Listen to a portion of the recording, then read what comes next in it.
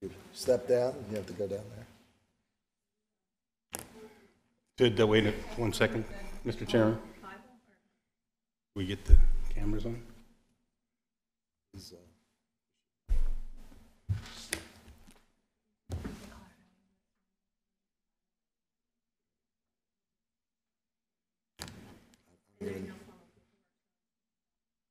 It's just this thing. Okay.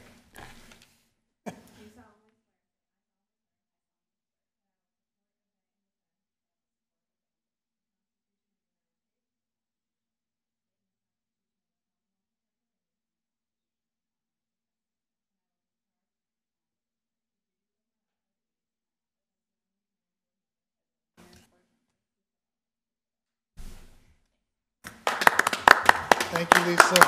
Thanks, Lisa. Appreciate it very much. All right, and before we begin the reorganization portion of the meeting, let's all please rise and say the Pledge of Allegiance. Annie, will you lead us, please? Yeah, I pledge allegiance to the flag of the United States of America and to the republic for which it stands, one nation, under God, indivisible, with liberty and justice for all. Kelly, it's your meeting. Okay, I'd like to bring the reorganization meeting of the Zoning Hearing Board of January 9th, 2019 to order at 7:10. I'd like to call the roll. Mr. Kane. Present. Mr. McGargy. Present. Mr. Richardson. Present. Mr. Rhodes. Present. Ms. Vitale. Present. We'd like to start with item number 1, the appointment of the chairman for the Zoning Hearing Board for 2019. Would anyone like I'd to? like to make a nomination. I'd like to nominate Robert Kane for chairman. I'd second that. Okay. Make a motion, we should close the nominations. I second that. Take the roll. Mr. Kane? For what, to Oh, close? For yourself? I think because there's only one, we can all do it in favor. Okay, that's fine. All in, first, there's two motions. The second was to close. All in favor of the motion to close? Aye. Opposed? And all in favor of myself as chairman again for another year? Aye. Opposed? Okay. I'm going to very gladly turn that meeting back over to you, Mr. Kane. Thank you, Cal. And with that, I'll ask, is there a nomination for vice chairman of the board? Yes, Mr. Chairman. Mr. Richardson. I'd like to nominate William Malone as zoning solicitor for the year 2019. Okay, we'll skip to item B and come back to item A2. And I'll second that nomination. I'll also make a motion to close the nominations for that position. Second. All in favor of closing the nominations? Aye. Opposed? All in favor of Bill Malone for solicitor? Aye. Opposed? Bill, welcome back. Back up to item A2. May I have a nomination for vice chairman of the board, please? I'd like to nominate William Rhodes as vice chairman. I'll second that. I'll make a motion to close the nominations. All in favor of closing the nominations? Aye. Opposed? Okay, all in favor of Bill Rhodes, the only candidate for vice chairman? Aye. Opposed? Okay. May I have a nomination for secretary of the board for 2019? Mr. Chairman, Mr. Richardson. I'd like to nominate Ed McGargy as secretary of the zoning hearing board for the year 2019. I'll second that. I'll make a motion to close the nominations. I'll second that. All in favor of closing the nominations? Aye. Aye. Opposed? All right, all in favor of Ed, the only candidate for secretary of the board? Aye. Aye. Opposed? Ed, congratulations. Mr. Chairman, I'd like to bring up an issue now that we've concluded on the zoning board solicitor. What would you like to do then? Well, I would like to continue with the agenda and then if there's something to discuss, we can discuss it. Okay? I'll make a motion to appoint Arlene LaRosa as our court stenographer for the year 2019. I'll second that. Motion to close. Second. All in favor of closing? Aye. Opposed? All in favor of Arlene? Aye. Aye. Welcome back, Arlene. I'll make a motion to appoint the Delaware County Daily Times as the primary newspaper record of the hearing board, and I guess the News of Delaware County is our secondary newspaper record, I'll second. 2019. I'll second that. And I don't think that needs to close any nominations. So the only two newspapers with general circulation within Delaware County. Item E, Should we vote? we can vote. All in favor? Aye. Opposed? With respect to item E, the meeting calendar, seeing that we're meeting today, January 9th, there was a meeting originally when the agenda was created, listed for January 17th. I would suggest as a revision to this meeting calendar that we strike that meeting date. Any discussion about that? Does everyone agree? Ken, do you agree? I agree. Yeah. Bill? Ed? Yep. Jessica? Yes. Okay. So I'll read, just to avoid any confusion, each of the meeting dates, and I'll make the motion. I'll make a motion to set the following 2019 calendar of meetings for the Zoning Hearing Board. January 9th, February 7 and 21, March 7 and 21, April 4 and 18, May 2 and 16, June 6th and 20th, July 18th, August 15th, September 5th and 19th, October 3rd and 17th, November 7th and 21st, December 5th, with the meetings to convene at 7:45 p.m. I'll second that. All in favor? Aye. Aye. Opposed? All right, that's our meeting calendar. Ed, you had a point? On the issue, I'd like to, go ahead. Before Ed begins, Yes. those meetings will convene at 7:45? Yes. Thank you. What I'd like to ask our solicitor, if he could look into the issue of whether or not we should be advertising for our solicitor position and our stenographer position before each appointment. Sure, I'd be happy to do that. I will say that by recollection, and it's been some time, so I think it would be prudent to look at it again. About 10 years ago, maybe 12, it was looked into, and there was no need to do so. At the same time, there's no prohibition against doing so either. So if the board wishes to do so, that would also not be uncalled for. Okay. But I will look into If you it. give us a legal determination on that, I'd be happy. Thank you. This would be the township staff would be asked to run an advertisement or process, is that? Again, I don't think there's any requirement to do so, so that if this board wanted to do so, they would reach out to Office of Community Development to do so. All right. And once again, Jessica, welcome to the board. Thank you. And we will adjourn the reorganization meeting and convene the regular hearing at 7:45. So we're adjourned.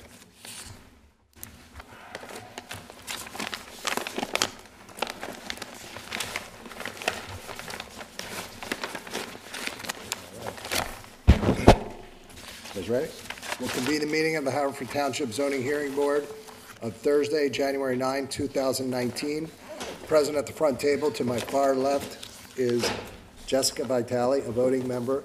Next to Jessica is Ed McGargy, a voting member. To my immediate left, our esteemed solicitor, William Malone. To my far right, Ken Richardson, a voting member. Evening. My immediate right, Bill Rhodes, a voting member. And my name's Robert Kane, and I'm also a voting member. We also have Kelly Kirk, our Haverford Township zoning officer, present with us tonight. We did the pledge at our reorganization meeting, which occurred at 7 p.m. this evening, so we don't need to do that again. We'll just go right into the cases. Oh, we have minutes. Make the motion. I make a motion that we approve the minutes of December 6, 2018 of the zoning hearing board. Second that? Okay, all in favor? Aye. Aye. Aye. Opposed? Minutes are moved into the record. Thank you. Administrative matter, case Z18-34, Janice Rolnick and William Signs, case Z18-34. We have a request for a continuance to our February 7, 2019 hearing, and I understand that Mr. Bromhold is here on behalf of the applicant. I am. Fred, please come forward. Good evening, and thank you. My name is Fred Fromhold. I'm an attorney. I had been contacted at the very end of last week to represent Janice Rolnick in this pending application. I had spoken to her, had left a voice message with the zoning office late Friday that we had been so requested to represent the applicant in this application. I had sent a letter just Monday asking for that continuance and understanding that I would need to appear before you this evening pursuant to your rules to make that request to you in person. I would like to apologize to neighbors who may have come out this evening, and I have tried to approach some of them to give them some advance indication of what I would be requesting tonight.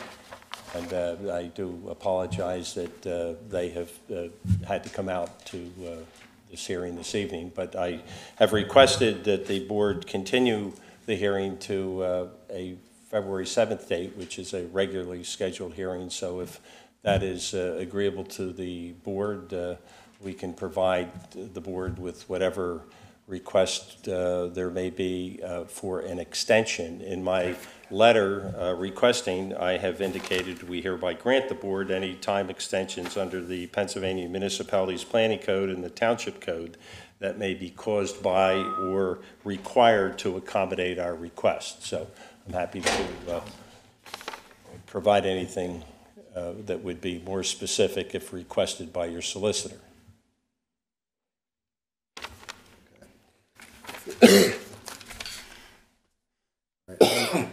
Fred, you may or may not be aware that there's another party. Someone requested party status and it was granted. Can't put my finger on his name. He may be present, but there's really no reason to hear from anyone else. If the board grants a continuance, then it will be continued to the February 7th hearing. I would vote to continue this case to the February 7th hearing. Kenny? I agree. I agree. Ed? I concur. Jessica? Okay. John? I'm Fred.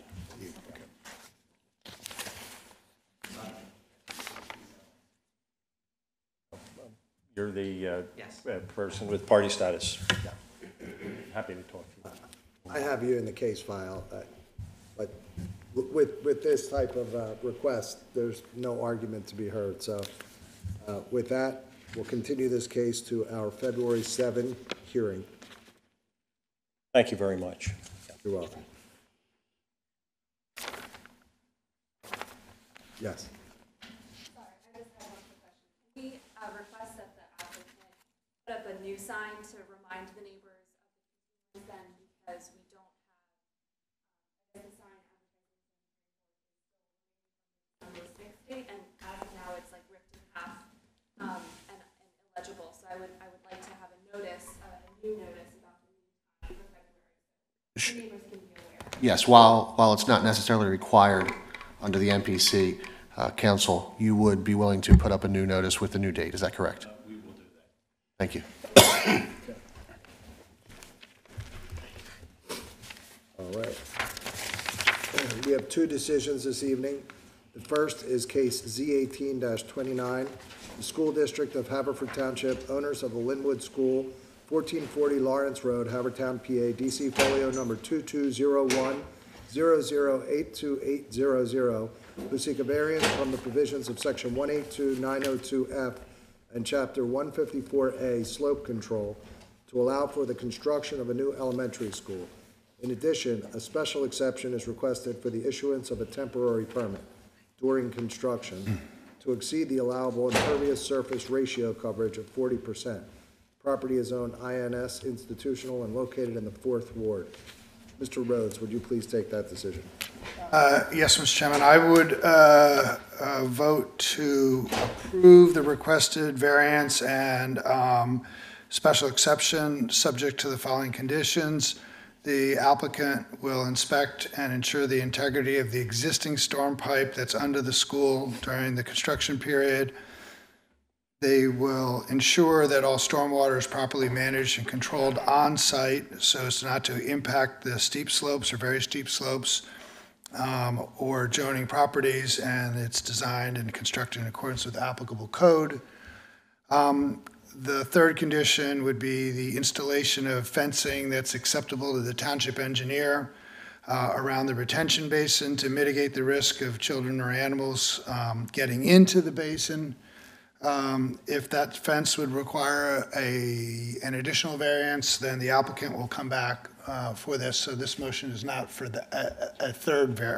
an additional variance for that. And that the construction will be completed within 2 years of the date hereof in accordance with the notes of testimony. Okay. I concur.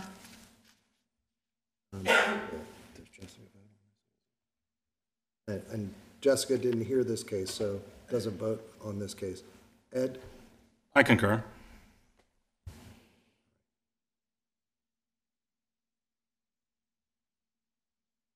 I'll concur. So the application's approved 4-0. Next case is Z18-32. Andrew Pigeon and Ern Doherty, owners of 116 Ivy Rock Lane, Havertown, PA, DC folio number 2209-0144800, who seek a variance from the provisions of section 182-207C7 to allow construction of a 2-story addition that will encroach into the required 25-foot rear yard setback by 6 feet. The property is owned R5 and located in the 1st Ward.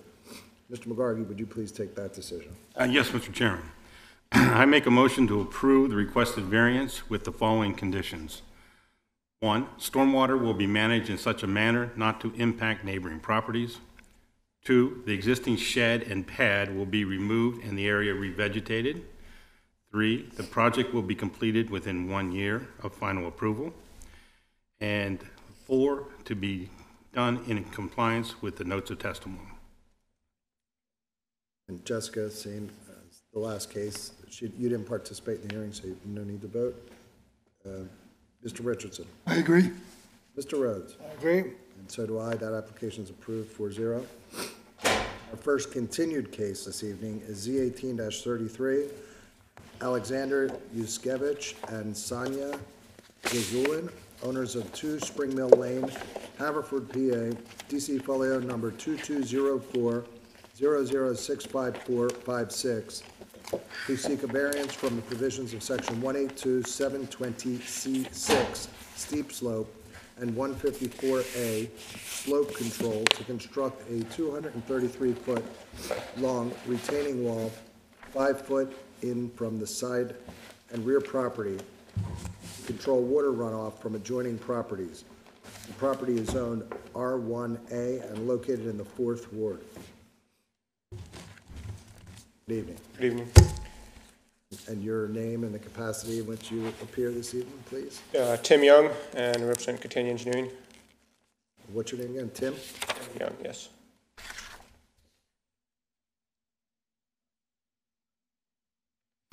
And you were sworn at the last hearing? Correct. I have, from our last hearing, I have some additional information I'd like to submit as exhibits. Did I bring this forward?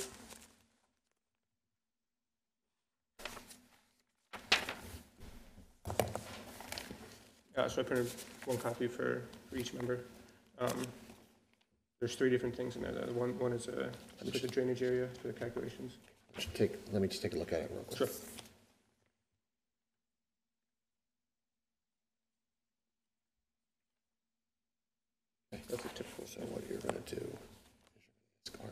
We're going to go off the record? Go off the record, yeah.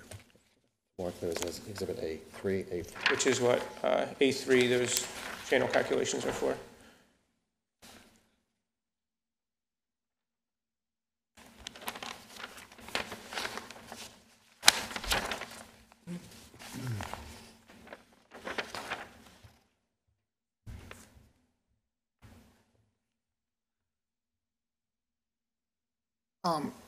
Can I just ask, I think that my notes were that you were going to come back and talk about infiltration rates, but also the additional information on swales, wall detail. I see that. So on the swales, I guess this is really a question of the, you maybe weren't sure exactly where the swales were going to be. I'm trying to remember where you were going to provide us with additional information to address maybe resident concerns or whatever about? Yeah, so there currently aren't any resident concerns. Mr. Yuskevich had talked to his neighbors, and they were fine with So it. maybe it was just the efficacy of the plan on swales? Yeah, that's what I believe Mr. McGargy was concerned about, was could the swales handle the surcharge load of behind the walls, which we got the drainage area from ArcMap data. And doing the swale design, it is sufficient for the size of the swale that we have behind the wall. Okay, and so you had said that you were going to, after you designed it, I guess you would go back to the township engineers for erosion sediment? Yes, yeah, we'll go through, yep, township engineer has to review, yeah.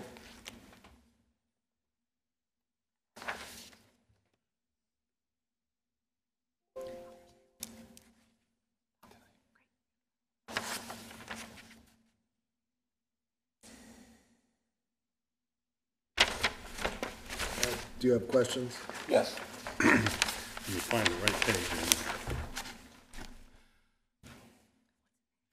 Okay, you have the channels labeled 1 and 2, so could you relate that to north and west for me? Yeah, so channel 1 is on the north side and channel 2 is on the west side. It should be labeled on there. Yeah, it's labeled in channel 2. The concern I have, and it comes up, is that your top of your channel is 9 feet. And you show a foot of stone around it, and you don't want to have the channel on your design detail shows a foot of separation from the top of the swale. Did you measure? You don't look like you have 10 feet between the property line and the proposed retaining wall. It's 5 feet from the retaining wall and the property line. But your design is 10 feet. 9 feet plus 1 foot, you don't want to have the swell over top of your stone behind the back wall, retaining wall. So your bottom width is 3. Yeah, that's the bottom of our swell. That's the, So you say bottom width, the depth ratio 9, well, what is the, excuse me, what is the top width? 3.66, which is 4, 5. So do you have enough room to put that swell? Yeah. Yeah, I read it incorrectly because I didn't have enough time, but the top width is 3.66 feet plus a foot. So you say you have 5 foot from the property line to the top of the wall. Is that correct? yes. Okay. So that is enough to install the swale without interfering with the stone. Okay, and you have on that west side 3/8 of tenths of an acre. The reason for the project was to control the offsite drainage. This 3.8 acres is sufficient enough to cause the problem that needs to be corrected by disturbing the steep slope? So that is part of the problem, yes. So there's a couple of different reasons for controlling the slopes, and one of them is for personal reasons that Alexander's wife has rheumatoid arthritis. So and that was actually something we put in the original application as well.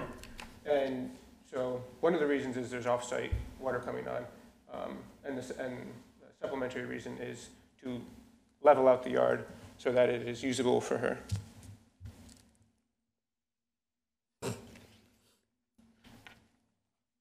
And you calculated the bed slope at what? It's 9%. 9%, and you're going to direct that out towards College Avenue. Yes. Have you examined any potential problems to College Avenue? Because you're not putting it into any stormwater control by just directing that water in that direction. We can certainly add stormwater control. We have an infiltration trench, so we can have an infiltration trench wrap around and collect that water if need be. And you think your trench is adequate to handle that? We would design it as such, yes. Would you accept such a condition? Yes. So you would add an inlet towards the area at the end of the swale somewhere? Yeah, we can add an inlet right at the end. Okay. And I did, Please speak louder and Oh, more sorry. clearly, everyone, so Arlene can keep an accurate transcript. Yes, so we can add an inlet at the back of the wall to connect to the trench, right. so it does not run off-site. And the fence you were talking about would go, that's not on the detail here, but you're talking about what type of fence and what size of fence on top of the wall? The fence would go right on top of the wall, and what did you call it again? It's an estate fence? An estate fence, so it has those black bars, spaced 4 foot high. 4 foot high. Yes.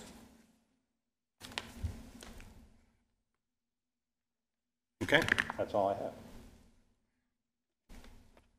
Kenny? I have nothing further. I have nothing else. I have nothing. Jessica, do you have any questions? No, thank you. Is there anything else you would like to add, Tim? No, that's it.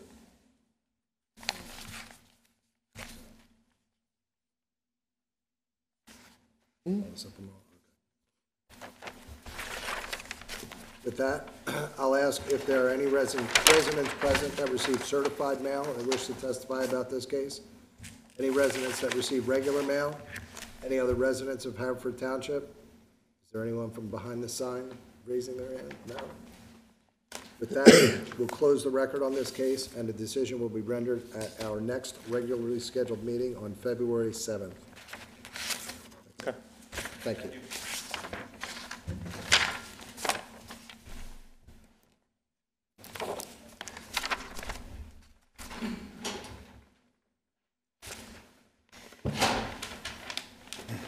Our next continued case is Z18-34. Oh, sorry. On to new cases. Z18-35, Maria Cecilia Naranjo, owner of 1443 Dorchester Road, Havertown, PA, DC folio number 2201-002950, who seeks a variance from the provisions to allow, well, in the application. It doesn't have the code section.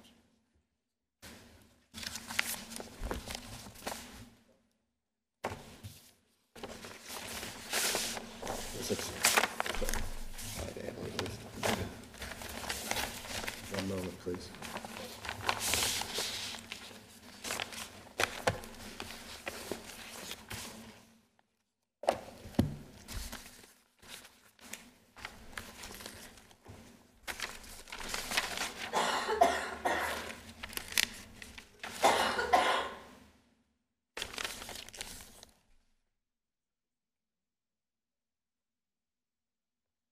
C5A. C5.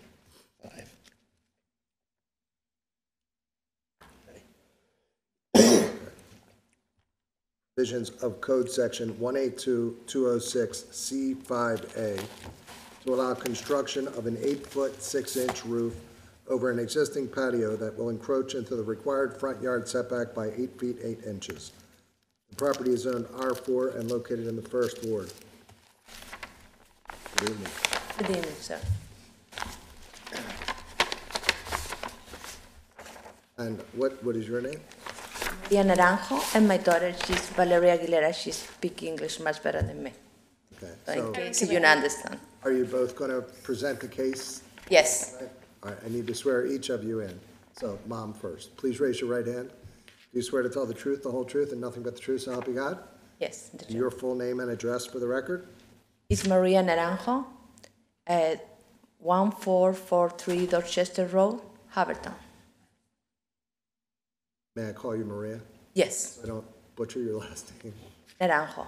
Okay, and now, young lady, please raise your right hand. Do you swear to tell the truth, the whole truth, and nothing but the truth, so help you God? Yes, sir. And your full name and address for the record, please? Valeria Aguilera, address 1443 Dorchester. Valerie Aguilera. Valeria. Yes.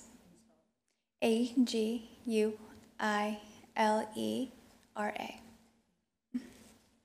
Address 1443 Dorchester Road, Havertown, PA 19083. Okay. So, Valerie, if you're going to present the facts of the case for your mom, please tell us a little bit about what you would like to do and why. Okay. Here we have pictures of our front porch. Okay, so we're going to go off the record so we can mark the exhibits.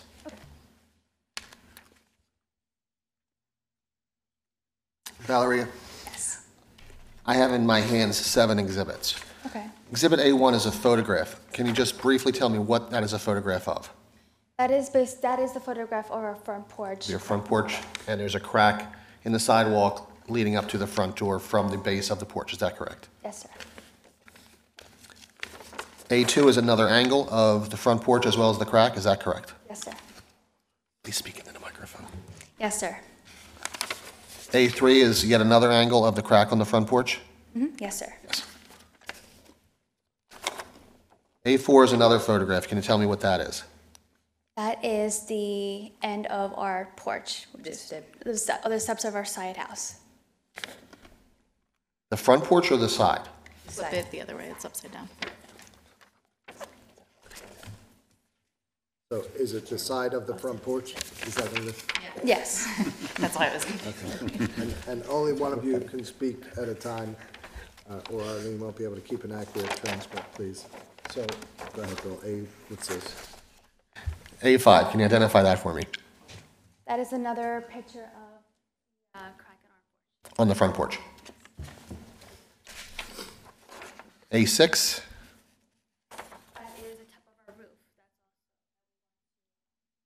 That's construct. reconstruct. Yes. And A7 is a plot plan, is that correct? Yes.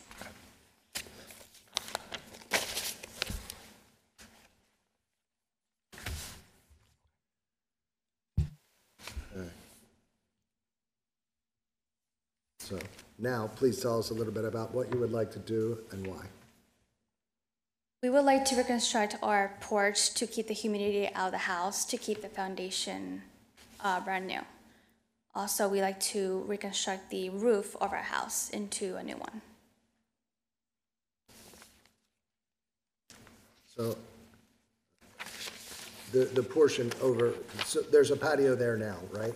Yes, And is there an existing roof over the patio? there is. And that's what the photo in Exhibit A6 was, the photocopied one? Yes. Yet the foundation is cracked. Yes, ma'am. I don't want to assume anything, and I don't want to put words in your mouth, but tell me why you want to construct this roof. Basically, to keep the foundation safe and also to keep the humidity out of the inside of our house. So you're having water drainage problems, and the water's running into your house. Yes. And this roof, with the extension, will enable you to direct the water away from your house? Yes. Okay. And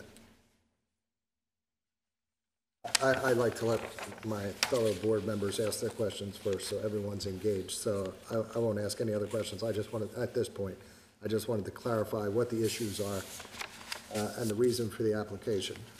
So with that, I'll go to Jessica. Will you be replacing the concrete itself that's cracked?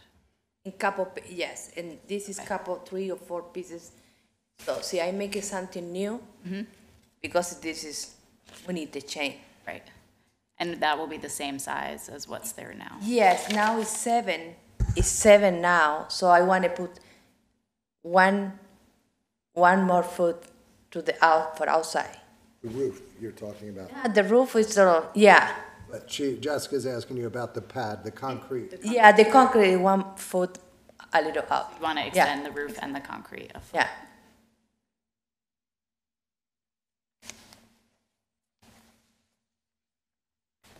And then I just had a question about the dimensions on your plot plan. So it's marked that there's a dimension that just says 42 on here. Is that from the street to your existing porch? Yeah, the guy, he made the contract, make it the measure, so I no idea. Okay. A couple people come there and measure, so. Okay.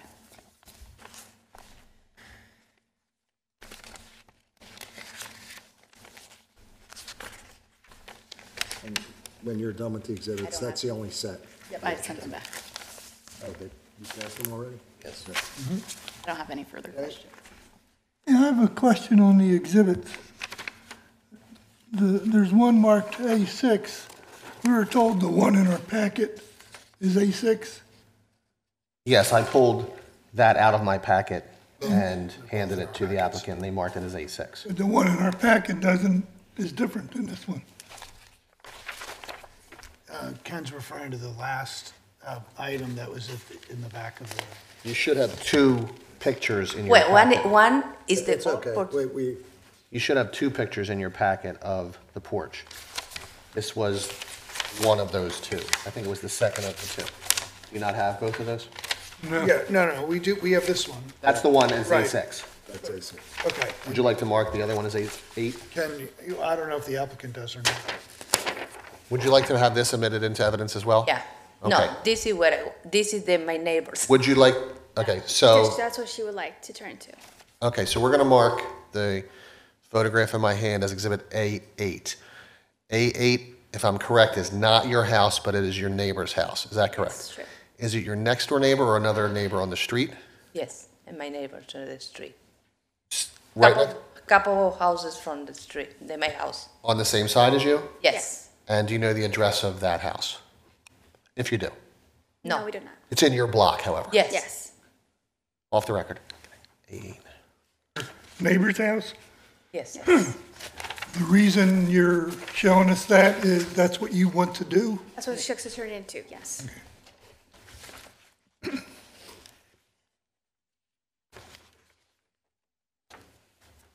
Okay, that's all I have right now. Bill? Just on the neighboring homes, are there, you gave us a picture of a house on your block, same side, is the depth that you want on your patio with the additional foot into the front yard? Is that similar to that neighbor's house?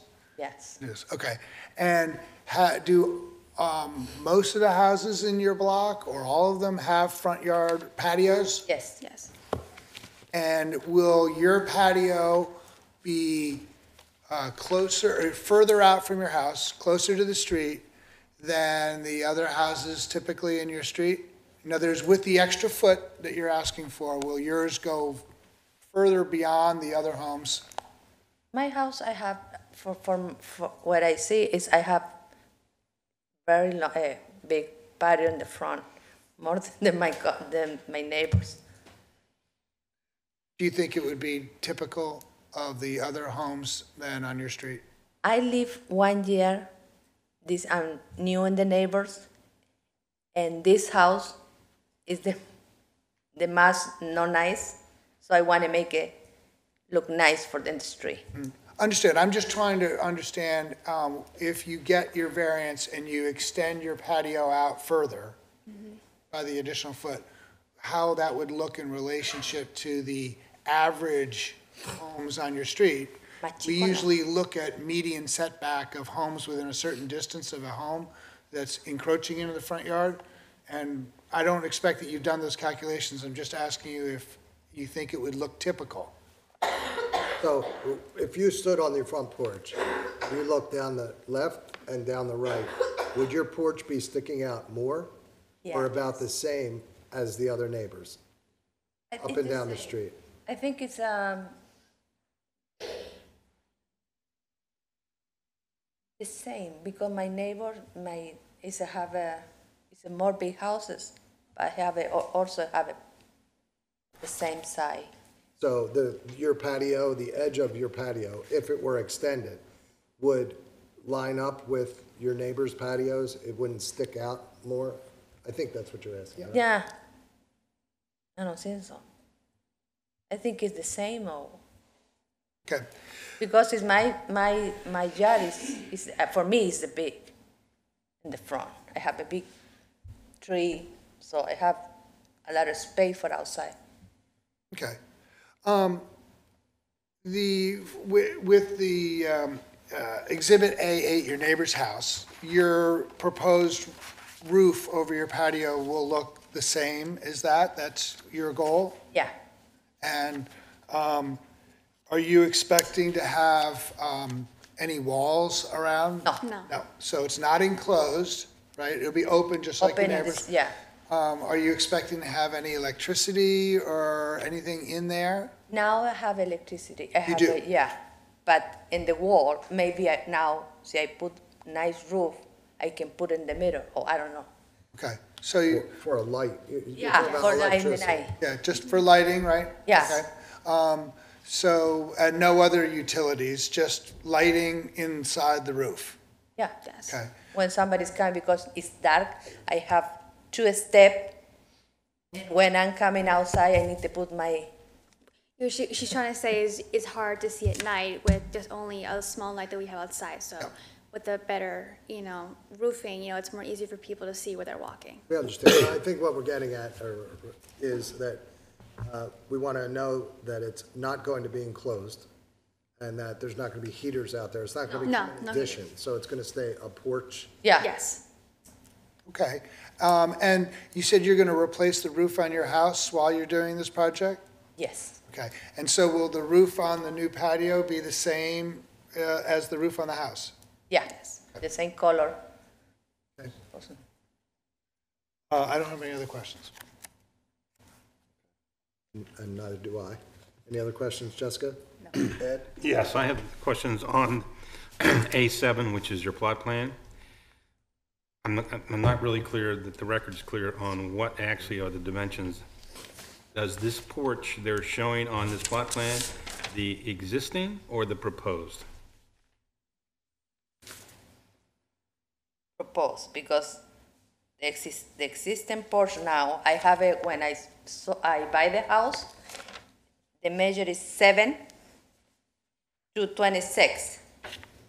So now, I say to you, it's 8, something 8 for 28, 28. What is it, 28 for 8, something like that? Yeah. It So, says 8'6" by 28. yeah, Okay, so your existing porch is, for sake of argument, is 7'6" yeah, yeah, and you're going to make it 1 foot deeper. Your awning, even though it's not allowed in the front yard setback, because it's an awning, it's allowed. So even though you have an existing roof, an awnings aren't regulated the same as a structure. So you're going to try to change your awning, which, do you know how many years old that is? I think I'm the second owner for the house. The guy, he lived there for many years. And you feel this will be an improvement to the neighborhood? Yes, Okay, and you're going to, the porch will not be any wider, so it's not going to exceed 28 feet. It's not going to exceed the width of your existing house. It's going to stay, you're not going to encroach into the side yard. now it's 26, right? 28, 28 feet is Yeah. what's shown. Okay. Gotcha. You know where your storm, where you're going to have gutters put on here and where water will drain? the water is coming, yes, now I have it in the side to the house. You say the. So the house drainage has inlets, but now your awning doesn't have any type of gutter system. Oh, no, because, but the house. So your gutter system will be on the sides of the porch? Yeah, I think the Because the guy, front- he know, yeah. Okay. I'm trying to figure out did the township tell you what your existing setback was? I'm trying to figure out exactly how much of a request of a variance you're requesting. I'm getting a number of 2910 for your proposal. So in other words, you say you're required to have a 30-yard front yard setback. So it's 29.10 is what I'm getting current with the proposal. Did anybody say anything to you? No. Ed, looking at that, the way I read that was that, and I may be wrong, is that they already encroach currently 8 feet, 8 inches into the front yard setback. But as requested tonight, the applicant would like to actually increase the encroachment by 1 foot. So it would now be, as if we were to approve it, we would be granting a variance for them to encroach 9 feet, 8 inches into the front yard setback. That's the way it reads, but I don't see that.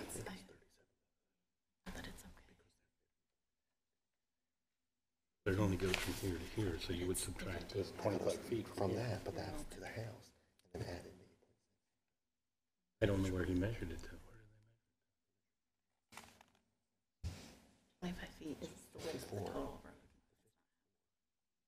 Center to house, Okay. which brings you to that number. But if I take a And then you have 5-minute to add break and get in off this. things. All right, we're going to take a 5-minute recess. Okay, so how much really? 8 foot? Mr. McGargy? The way we're looking at the numbers, we think we understand it now that the building itself is currently 29.10 from the setback line. So it's already not in compliance.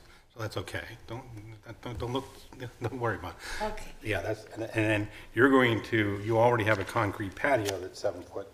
So the most that you're going to encroach from the front of your house out into the yard will be no more than 8.8 feet maximum. 8 feet. Okay. Yeah, so your porch is going to be 8 foot, 8/10 wide. That sound like what you're figuring on building? Yeah, later you give me the More, paper. it's 8.6 you have on your drawing, but we'll go Yeah. up to 8.8 because Okay. Is it 8.8 or 8 feet, 8 inches? 8 foot, 8 inches, yeah, 8.8, yeah.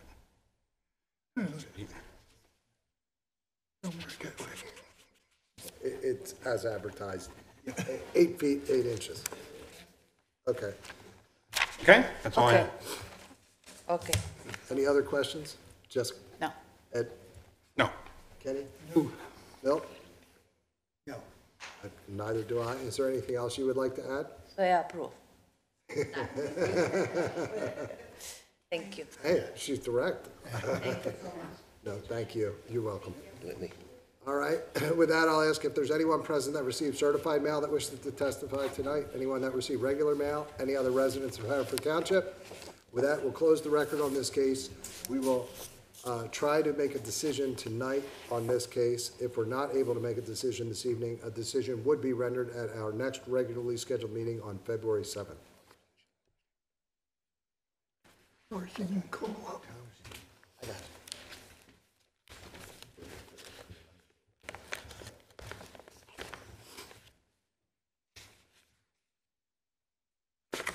All right. Our next case is Z18-36.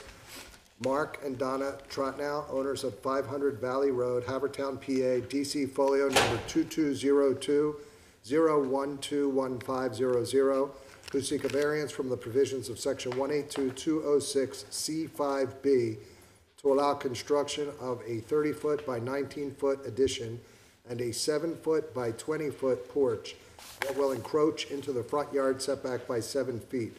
In addition, a variance is requested for a 10-foot by 10-foot shed that will be placed in the side yard and not be 10 foot back from the rearmost portion of the main building. The property is zoned R4 and located in the 2nd Ward. Good evening. Good evening. Good evening, Ms. Vitale, gentlemen. How are you? And are you Mark? I am Mark Trotnow. This is my wife, Donna. Okay, and will you both be testifying tonight? Yes. I'll swear you first, and then we'll go through the exhibits. Hopefully, you were able to observe. Hopefully, you were able to observe a little bit about the marking of exhibits, but we'll assist you with that if need be. So ladies first, please raise your right hand. Do you swear to tell the truth, the whole truth, and nothing but the truth, so help you God? I do. And your full name and address for the record, please? Donna Trotnow, 500 Valley Road, Haverford Township, Pennsylvania. Okay. And now you, Mark, please raise your right hand. Do you swear to tell the truth, the whole truth, and nothing but the truth, so help you God? I do. And your full name and address for the record, please? Mark Trotnow, 500 Valley Road, Havertown, PA. Okay. And before we begin, do you have any exhibits? You've placed a cardboard, piece of cardboard with several photographs on it on the easel. Do you have any exhibits other than those photos that you wanted to present this evening? I do, yes. Okay. And by chance, are they pre-marked? I'm sorry, they are not. Okay. Do you have them in a pile there? Yes. Well, it's two exhibits. So what I'd like to do is have you just come up. We'll go off the record momentarily. We'll have your exhibits marked, and then you can identify each one for the record, and then we'll move right into the case. So I'm not sure how best to mark the board with the photographs on it. So let me ask our solicitor the best way to preserve the record by marking that exhibit. On the record? Very well.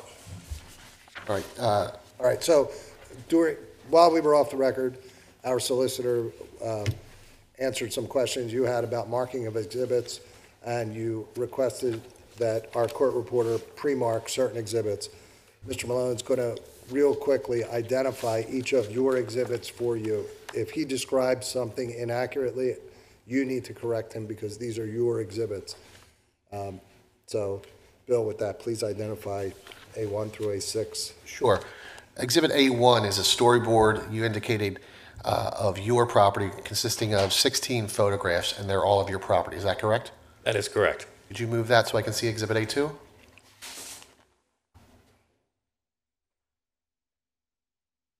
Exhibit A2 has 14 pictures of other properties in your neighborhood. Is that correct? On my street, yes. On your street, okay. A3 is calculations that differ slightly from what was provided initially with your application, showing building coverage and impervious surface and things of that nature. Is that correct? That is correct, yes, sir. Yes. Exhibit A4 is a 5-page document of drawings from an architect you've retained since you filed your application. Is that correct? That is correct. Exhibit A5 is a proposed sketch or plot plan that you had prepared on your own prior to submitting the initial application. Is that correct? That is correct. Now, with regard to this, you advised me off the record that there is a portion on here which has X's through it and an indication of 22 feet, which reference is made to a porch, and that is the porch that is referenced in your application. Is that correct? That is correct. And you indicated to me off the record that you are going to withdraw that portion of the application where you were seeking to put that request for a porch before this board. Do you understand? Is that correct? That is correct. I Yes. explained to you that if you do that, the board's not in a position where they will be able to hold the application until you decide that you do or don't want to present request for relief for such a porch, that you would have to file a new application for such relief. Do you understand that? I do. And with that said, you are withdrawing your request for the porch. I am. We do. We do. And Exhibit A6, can you tell me what this is? That's a sketch of the entire plot. And that's just to show the calculations of the square footage of the plot. Thank you. Okay. Thank you. Now, please tell us a little bit about what you would like to do and why. Okay. My wife Donna and I, we moved into Havertown in 2010, and it was just the two of us. We've since had a little one of our own And we're also in a position now where we need to take care of Donna's parents. So we're asking for a variance so that we can add an in-law suite on the ground level where we could then move Donna's parents in with us. And so that's the quick story of, you know, why we're here. Because of the weird structure of my lot, I've been advised by the architect that the best thing to do would be to ask for a variance to encroach onto the Langhorne side of my property by that 7 foot, so that that new in-law suite could be accessible and adaptable for our elderly parents. Okay. And you mentioned because of the configuration of your lot, the exhibits with the plot plan haven't made their way down here yet, but is there something unusual about the configuration of your lot? Yes, we are on a corner. We're at the corner of Valley and East Langhorne, and I think when you see it, you'll see that you know that it's a oddly configured lot. I don't know if I have another copy of it. So I'm quite familiar with these drawings. I have a second. Okay, so what you're referring to is Exhibit A4? Okay. Where's your? Okay, so the lot is obviously an irregularly shaped lot. Is that a fair way to describe it? I think that's more than fair, yes, sir. It's a good word. I wouldn't quite call it a triangle. Okay, I got it.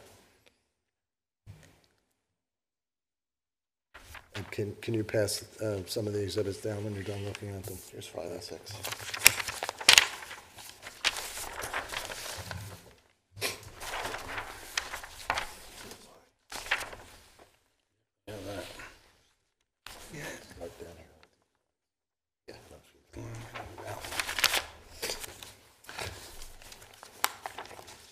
Did the building coverage and impervious surface coverage calculations change with the withdrawal of the porch? They did, yes. Just a little bit. So Yes. your impervious will go down a little bit, right? And your building coverage would go down a little bit? They're corrected. They're corrected for the withdrawal of the porch Oh, on that these are now calculation corrected. sheet. Yes. Okay. Yes, that, on that sheet that you have, I have a covered porch of 20 square feet. And that is just for the coverage over the back, the proposed new back door. Okay. A 4x5 little landing area for the new back door. Okay.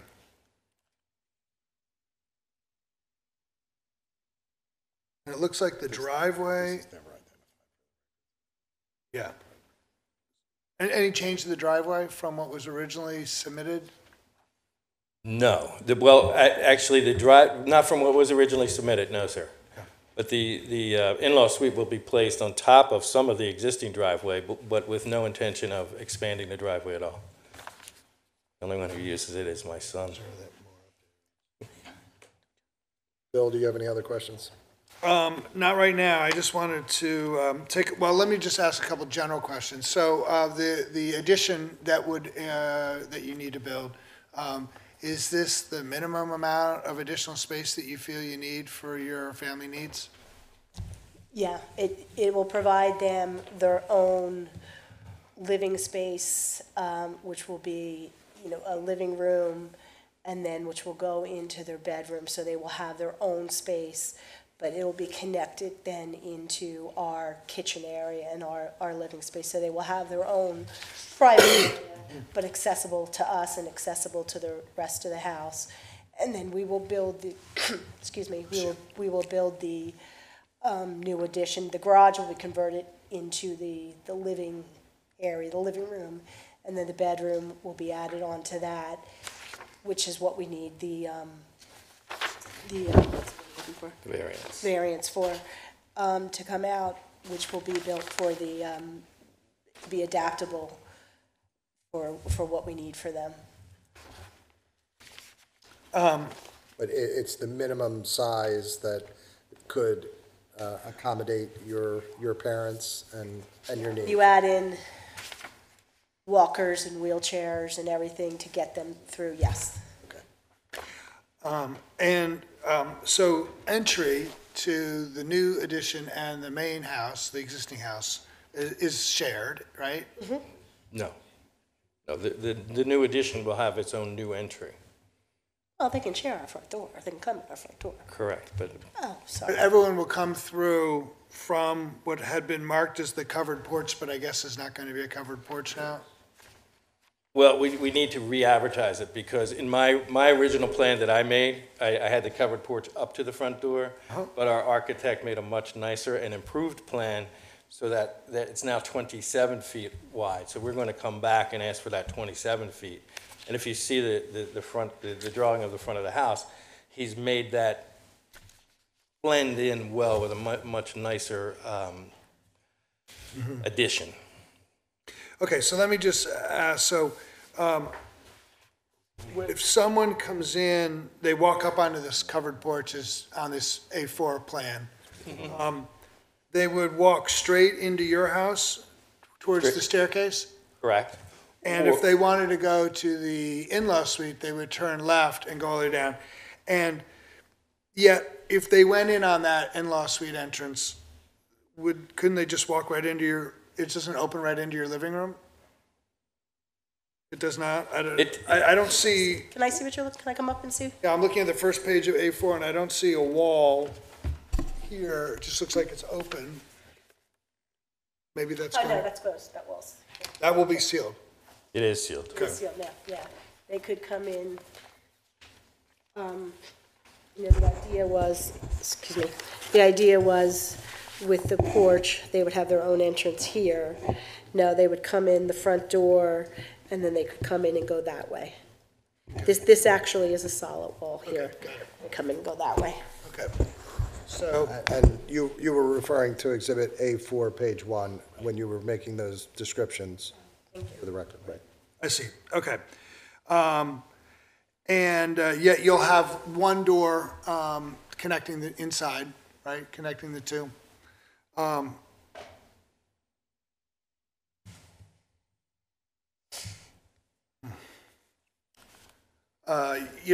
One of the things that we deal with in this exact fact pattern is whether down the road, this becomes an apartment that's rented out in a neighborhood of single-family homes, right?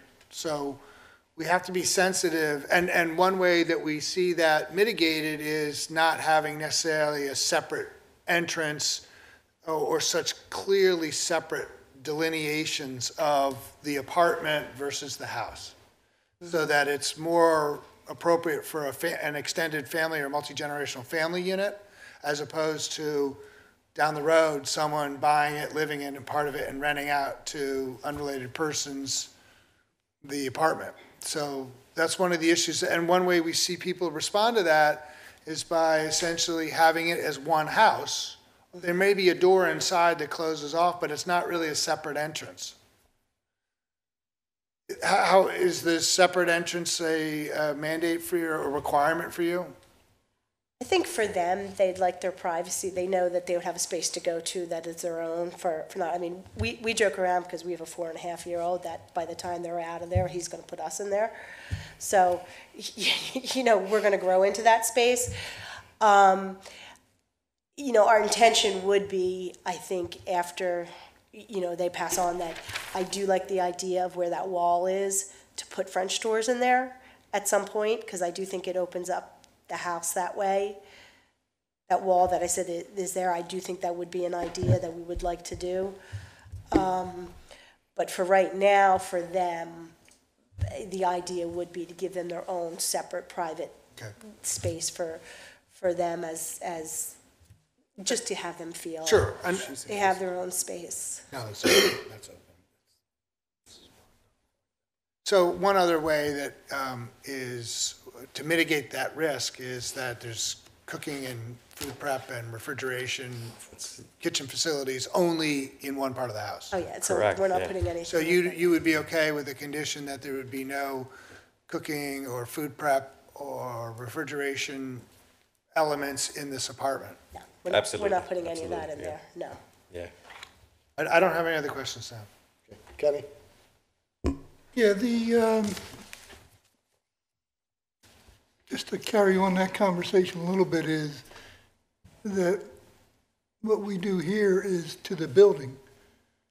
So when you are no longer there, this addition and everything is still part of that building, and somebody's going to buy it and might have other intentions than the intentions that you have. So that's kind of where we have to look at it from a building point of view. The other thing is, have you talked to your neighbors? Yes, Yes. I presented in my original packet a sign sheet from each neighbor that has a visual sight to that property and especially the ones that live next door. And the two that I touch our showed property. them my original drawings. Unfortunately, at the time, I didn't have the architect's drawings, but they all are aware of our plans and each one signed something, and it's part of my Is that original part of the packet. exhibit? Now, but would you like to have that marked? I imagined I would then, yes. It's not in there? We didn't mark it as an exhibit. I'm sorry. Okay, we'll collectively mark the signatures of your neighbors as Exhibit A7, and those are Erin Cohan, Kohan, from 31 East Langhorne Avenue, Thomas Shannon from 35 East Langhorne Avenue, Regina Shannon from 35 East Langhorne Avenue, Christian Malash, Malosh, from 37 East Langhorne Avenue, John Dunleavy, Dunleavy, from 39 East Langhorne Avenue, Therese, Therese, Gavigan, Gavigan, 502 Valley Road, David Orehowski, Orehowsky, from 33 East Langhorne Avenue, Margaret Herman, Hermann, 28 East Langhorne Avenue. Did I correctly identify the neighbors that you approached and obtained signatures from? Yes, sir. And just so the record's clear, each one reads the same, and they read, I'll just read the first, they're all the same. So, Mark and Donna Trotnow have made me aware of their plans to add an in-law suite to their existing home. I acknowledge and do not object to a variance that will encroach into their front yard by 7 feet on the East Langhorne side of their home. That's all I have, Mr. Chair. All right. Jessica, I don't have any further questions. no questions? Ed? Addition B on, I don't know what the number it is. Which one is this? A5. A5? That is A5. Excuse me. And you refer to one as addition A and one as addition B, and B, is that addition considered the rear yard? Did they tell you at the township? That addition is on the side. If I may, I can show you on the pictures. I'd prefer if you could mark it on the plot He plan. wants you to, he wants you to show it, honey, he wants you to show it there. I don't know if your exhibit, you can mark it. You told, you have the, modify the exhibit. Sure, could I have Exhibit A5? Here's A4, A3, A5. Ken, sort of. You understand the question? I do. I was told that this is my rear yard. Please. Oops, Please write in rear. okay. Does that answer your question? This is your rear As yard. this is my primary front yard. And when he says, "This is my primary front yard," the witness was referring on the exhibit to midway down the page, which is the long parallel line across, looking from left to right. So, for addition B, you're not requesting any variances, so everything's in compliance. That's correct. Thank you. And the shed, the reason you're not allowed to put the shed there without a variance is because it's not 10 feet behind the rearmost corner of your addition. It's correct. It's not in the rear yard. Yes, sir. But it has ample room between the shed and the addition, so people, the fire department or the ambulance can get behind your It has- property. It's 19 feet, right? A lot of room. Yes, sir. Mhm. Okay. I have no other questions. That is a- I don't recall you discussing the shed very much, so can you tell us a little bit about the shed? Sure. My existing garage is going to become the new living room for my in-laws. So I need a place for a snow blower and my child's toys. So in dealing with the township, I asked, where I could put the shed. So the shed it was requested to put in that side yard beyond the end of the addition, but still, within code, in terms of being, 5 or 10 feet from the back and 5 or 10 feet from the side of the neighbors.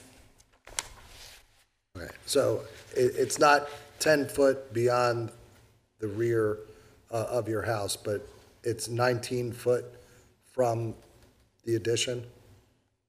Yes. Yeah. The code calls for, at least 10 feet from the back of your house.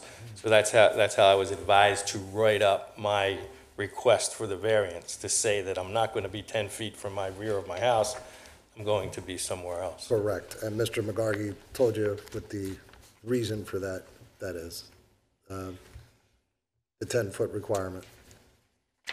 So why do you need the shed? For snow blower and shovels and my child's toys, because those things are currently in my garage, which I'm giving up to be my.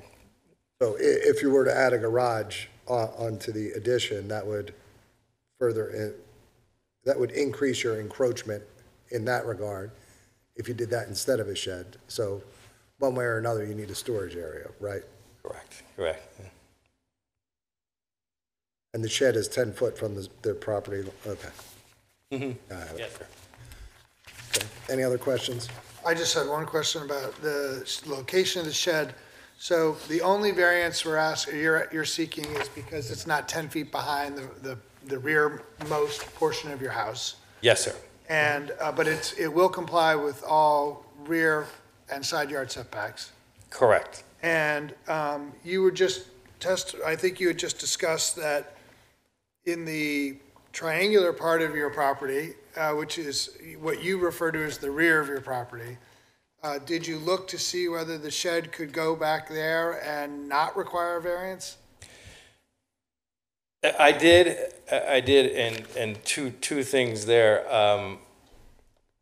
It wouldn't be very functional for me, because then I'm dragging a snow blower out from way behind the house, and we do have a fenced-in yard. And it would have to be, to meet the 10-foot code, it would have to be to the right, which would make it very unsightly for the valley road side of my property. Along the Langhorne side, which is the long line that the gentleman referred to, it wouldn't be so unsightly. I did consider that, yes, but. And the neighbors in their testimonials in support of your application, I don't think they mentioned the shed. Did they know about the shed being put on the Langhorne street frontage? They do. Yes, sir. I don't have anything else. Okay, anything else, Ken? Nothing. Jess? No. Ed? No. Okay, anything you guys would like to add? Well, the only other thing that we would like to ask, gentlemen,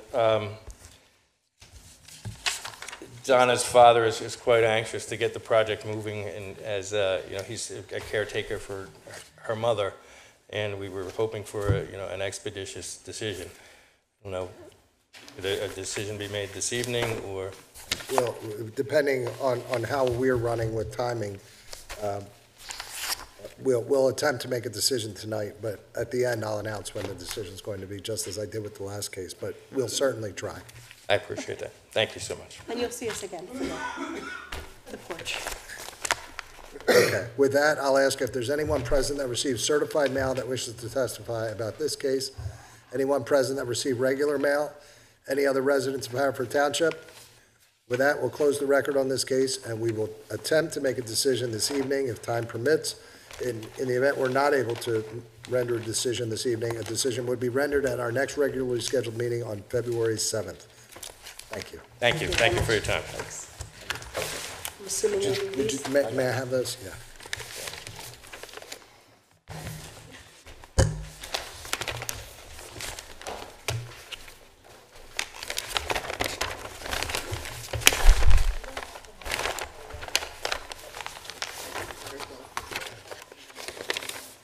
You're up, Joe. Do you need a minute to set some things up? We'll go off the record, on the record. And when the red light comes on, we're on. Our next case, Z18-37, Haverford Mr. Storage LLC, owners of 629 Eagle Road, lot number 2, Havertown, PA, DC folio number 2201-00366-00, who seek variances from the provisions of Section 182-503C2I to allow an increase of 1.34% in impervious coverage, a variance from Section 182-503C2D, I think that was a dupe there, 182-503C2D, to allow an increase in building coverage of 3.37%. Also, applicant requests that a determination by the board be made that the present 92.27%, go ahead, Bill. Just while you're reading that, there is a typographical error there. It's the present 93.2%, 93.27% being reduced to 92.64.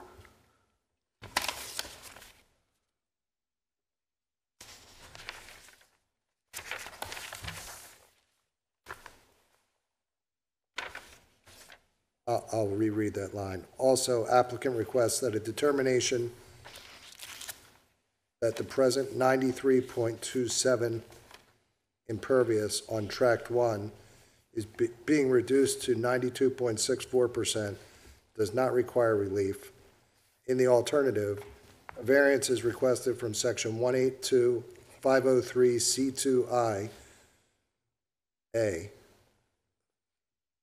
I. All right.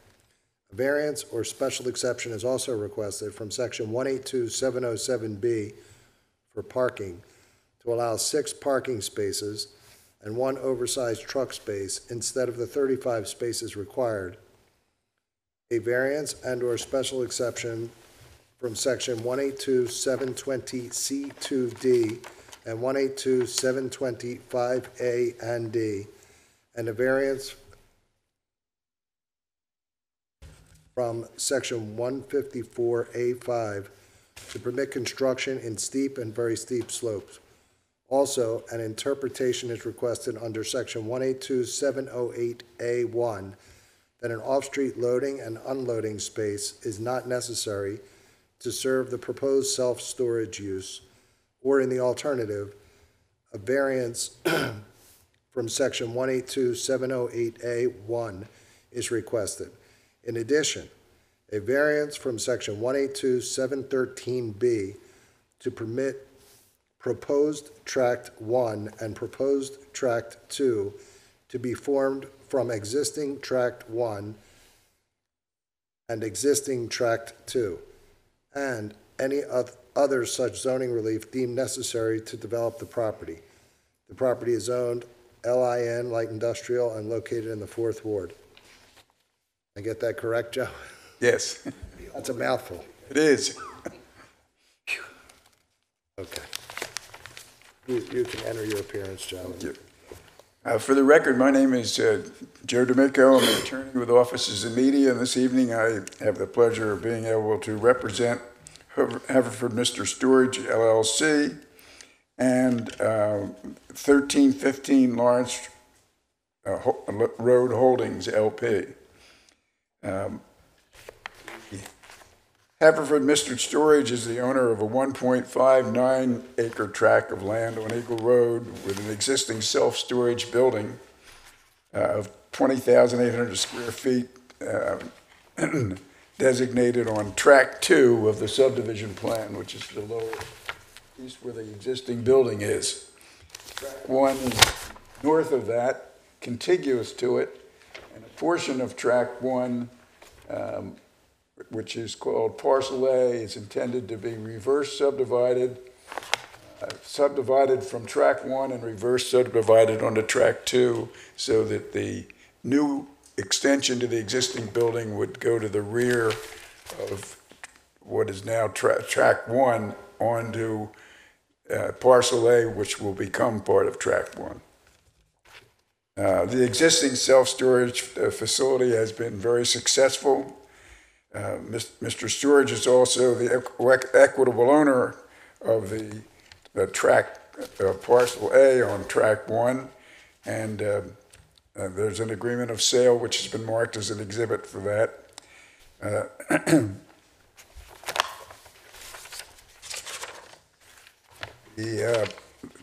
The plat or the deed itself for tract 1 has been marked exhibit 3, and the deed for tract 2 has been marked exhibit 1.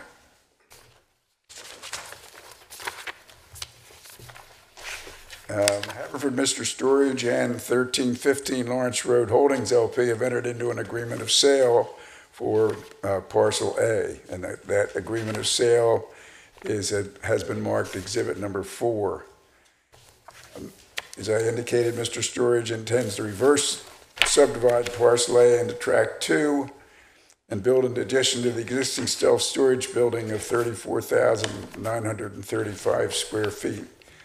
It's a 3-story building with driveways, parking, landscaping, and stormwater management facilities, as shown on the conceptual land development plan, which our engineer Dennis O'Neill will describe with you during his testimony.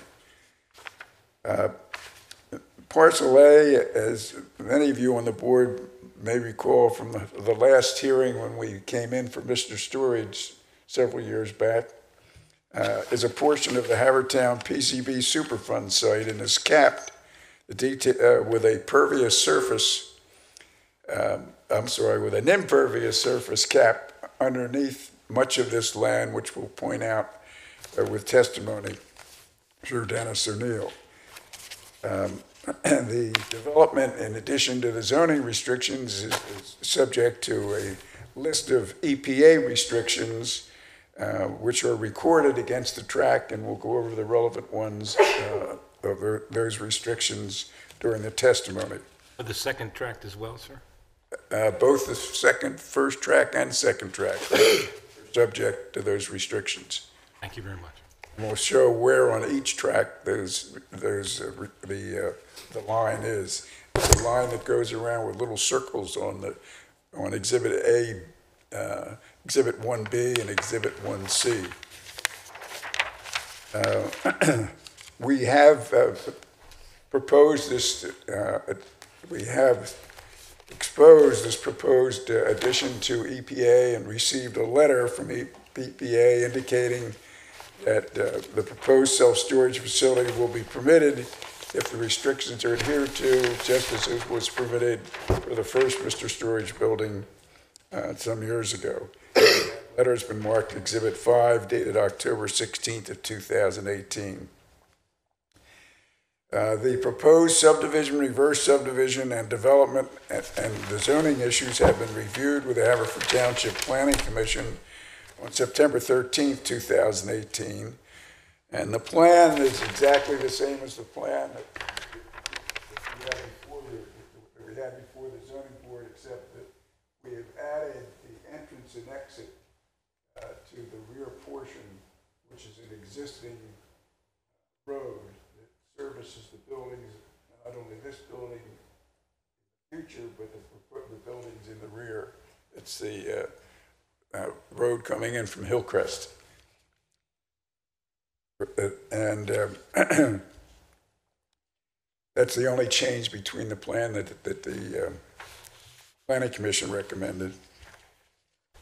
And the Planning Commission unanimously recommended preliminary support of the plan as presented, and support, they also indicated support for the reuse of the Superfund site, that this was a great opportunity to be able to get reuse of it. And the discussion from the members included a request to allow for an easement for what is known as the Pensy Trail that would go along, coming in from Eagle Road along the north side of the property. And we agree to that and would accept as a condition of any approval, if it's granted, that that easement that's there now could be used for the Pensy Trail. Louis Gilmore III is here tonight, and he and his father have developed 25 real estate projects with over 1 million square feet, including 15 self-storage facilities, some of which are still owned by the Gilmore entities, 6 of which are in the Philadelphia area. 13 others were developed and sold to Public Storage Company. And so that the family's had a great deal of experience in this field and has been very successful. Exhibit 7 is a brief history of the Gilmore's interest and principles, entitled Argus Properties, Inc., which was one of their holding companies, and of the history and the management of the various self-storage facilities. The property is zoned light industrial district, and under section 182-503-BE, indoor storage buildings are a permitted use. Thus, there are no requests for use variance. The relief requested has been spelled out. I would like to call to your attention during my opening statement, and we can avoid some testimony on this, that the determination by the zoning board that the present 93.27% impervious surface on tract 1 being reduced to 92.64% does not require any zoning relief. It's a non-conforming existing condition that's being lessened. And in my experience, when that happens, no rezoning relief is necessary, because you already have zoning relief that's greater than what you're now going to. But when I talked to the zoning officer, they thought it'd be a good idea for you, the zoning board, to make that decision. So I respectfully request that the board make that determination. If at all possible now, we would skip giving any testimony on with regard to that issue. Do you particularly care that we make a determination that you don't need relief as opposed to granting the relief? Well, if it's the relief, the granting of a relief would be a variance, and I don't think that a variance is necessary. But I would hope that you would make that determination. But if you determine that a relief is necessary, we then, of course, would appreciate the variance. Because the difference is precedential value for other applications. Right. If we were to make such a determination. I understand.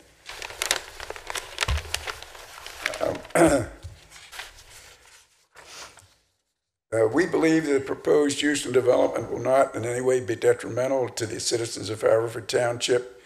In fact, we believe it has many benefits. It fulfills a need for the storage space. Mr. Gilmore will be testifying briefly that the largest percentage, I think it's 90% of the people that are now using it are, in fact, Haverford residents, that the success of it indicates the need for this type of facility. It's the smallest traffic generator of any uses that I'm aware of. That's why the request for parking is being made. We made it in the first case as well, and it's proved to be successful. The number of parking spaces is granted in the first case was far less than the code required, and it turned out to be more than adequate for the spaces for the existing facility. We think that the request in this case will be the same. And then finally, it enables a Superfund site to be put to some good use rather than sitting there vacant. And its benefit, therefore, for real estate tax revenue for the township, school district, and county.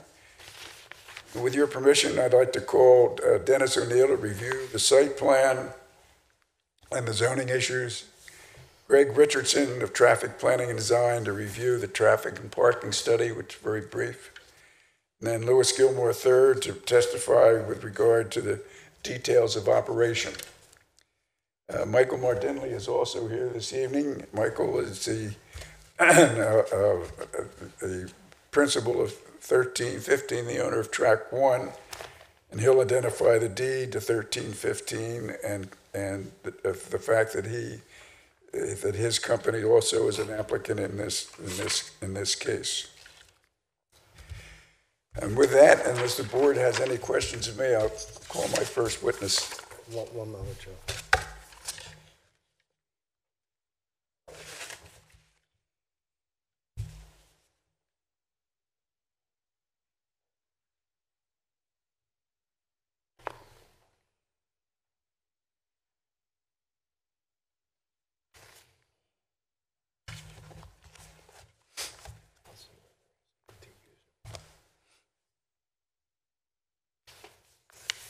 Okay.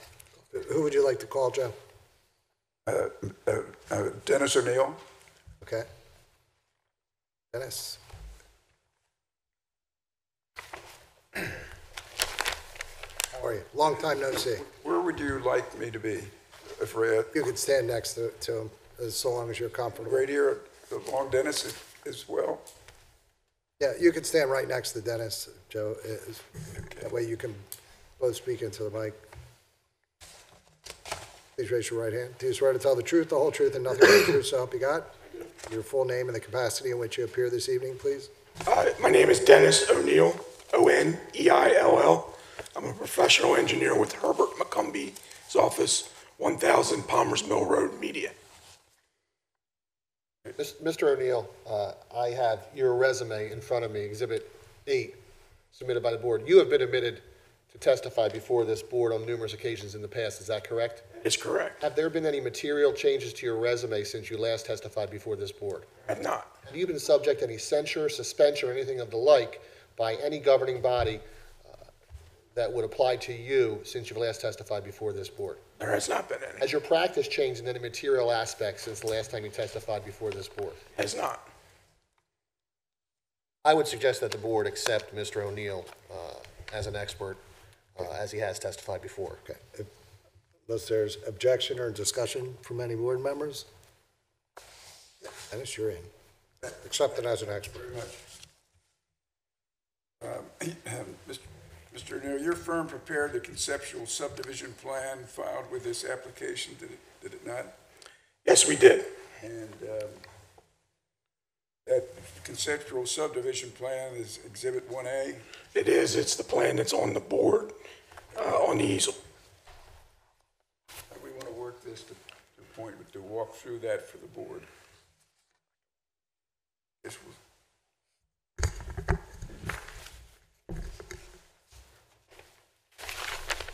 the subdivision plan, which is Exhibit 1A, is to demonstrate that a parcel A consisting of 7,850 square feet is to be subdivided from Track 1, which is owned by 1315 Lawrence Road Holdings. That tract is currently approximately 2.22 acres.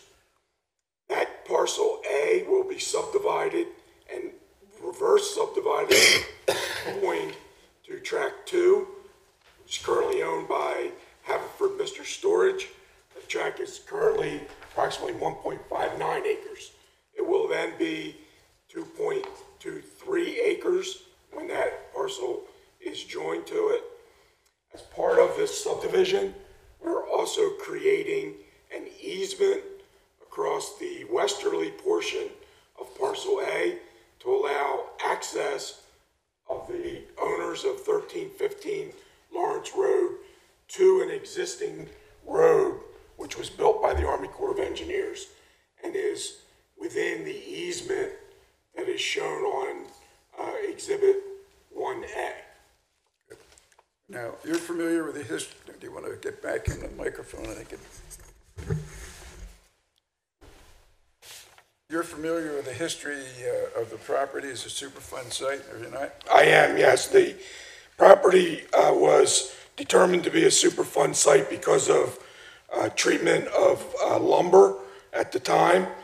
The EPA came in and they removed approximately 70% of the contaminated soil. The remaining contaminated soil was capped with various layers of fill, clean filled dirt, brought up to a level, and then on top of the clean fill, there was an impervious polyethylene membrane cap placed.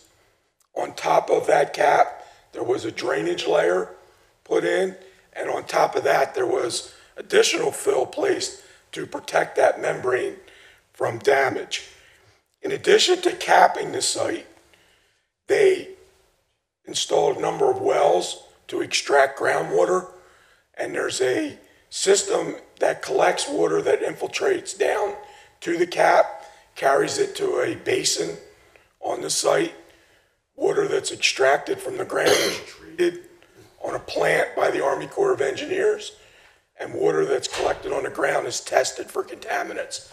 If it tests to be positive, it's treated. If it's not, it's released into the storm sewer system. Now, parcel A, as well as portions of the other portions of track 1 and also track 2 are part of that Superfund site, are they not? That is correct. And did you prepare a conceptual grading plan which shows the area of the existing Environmental Protection Agency cap? Is that Exhibit 1C? Yes, we did. And would you point out on 1C where that cap is?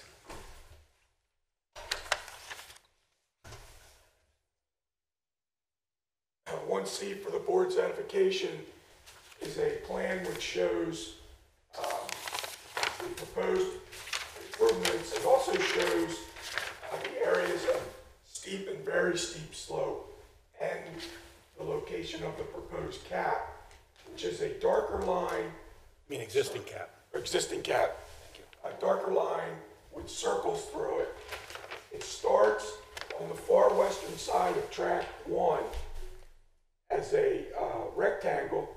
It continues easterly towards Eagle Road, and then it widens out and encompasses the substantial portion of track 2 and extends northerly to lands of the Army Corps of Engineers. Okay. Now, as a result of the fill that was placed on there, the steep and very steep slopes were created, but man-made slopes, correct? That is correct. As they brought the fill up, they had to return the grade to the natural grades on either side of the property, and they were permitted to fill and have 3-to-1 slopes. 3-to-1 slopes are 33%, so they in essence created very steep slope as they were returning this fill down to the existing natural grade. So the impervious surface that you've described where the cap is, plus the fill for the impervious surface, one created the impervious surface and the other created the steep slopes, both of which we're asking relief from. That's correct. Okay.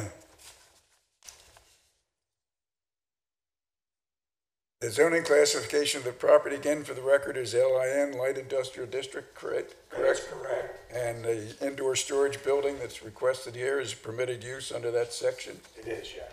And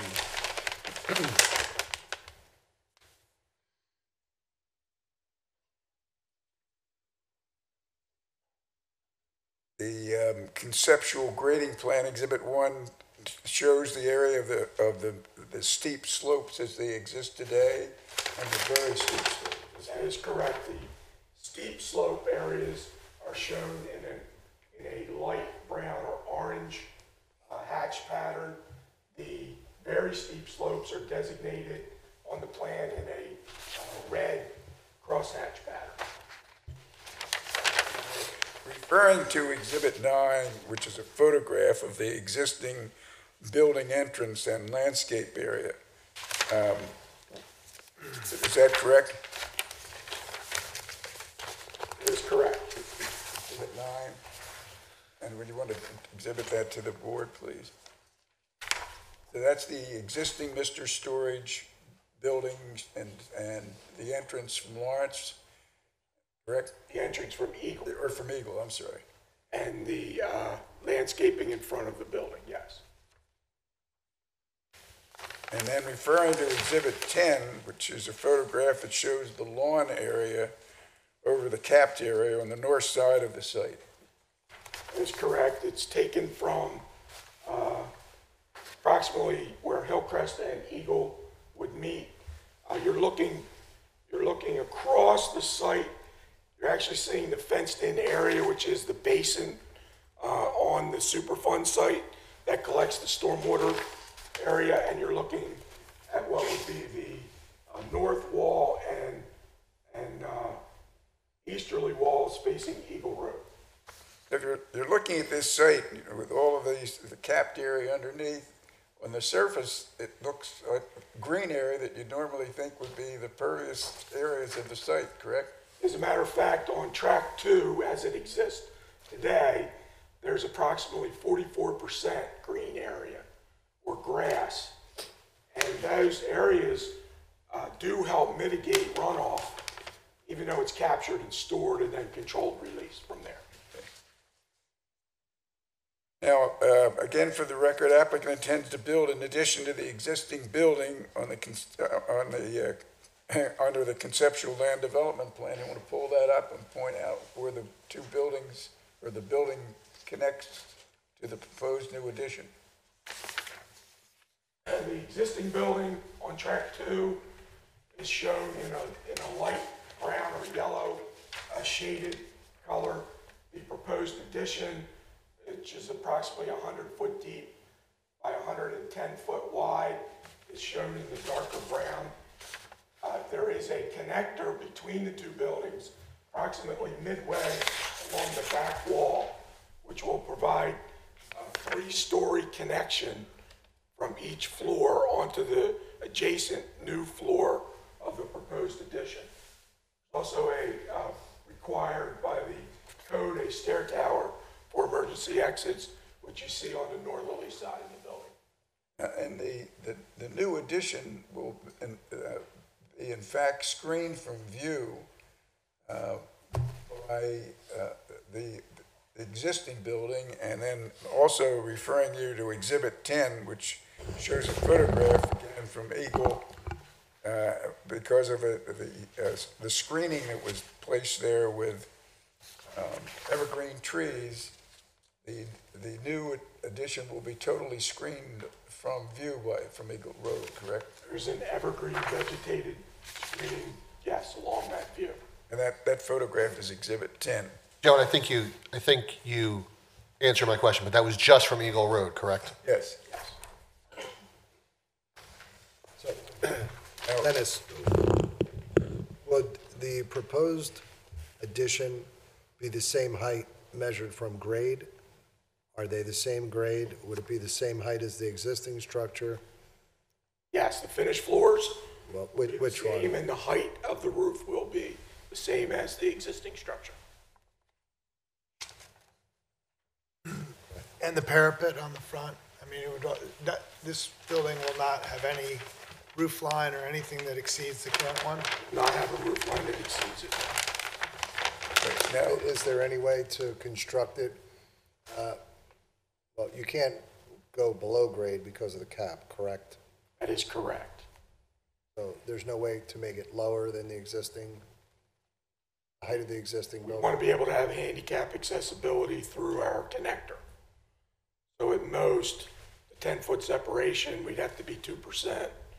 So at most, you'd be looking at 0.2 of a difference in the floor elevations. So it would be de minimis if at best in the lowering of the building. Right now, I mentioned in my opening statement, the Township Planning Commission has reviewed the plan, have they not? Yes, a colleague, James McCumbee, presented that at the Okay, Township. and the Planning Commission recommended the proposed development, is that correct? Yes, they did. The minutes still reflect that? Yes. Okay. And that is exhibit number 6 in your packet, the minutes of the Planning Commission. What's the status of the Township Commissioners' vote on that recommendation? We have not proceeded to final land development pending zoning relief. This was just a sketch plan review.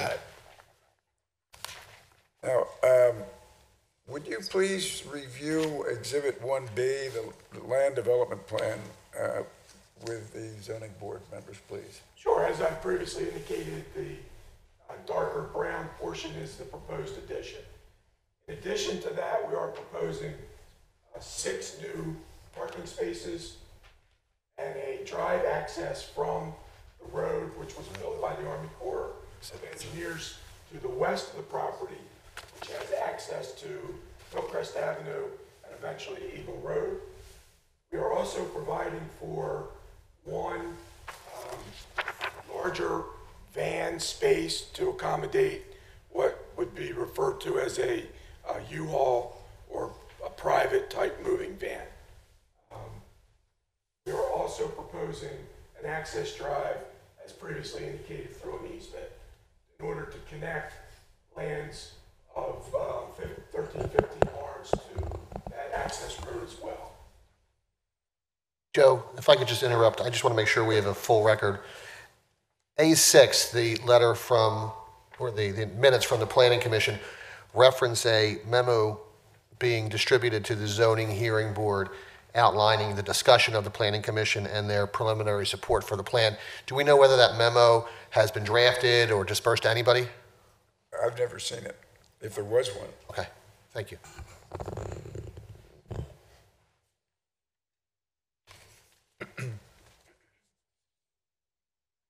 All right, in addition to the elements that you've just described, there's a full stormwater management, is there not, for this? There is, and I would refer to the conceptual grading plan 1C.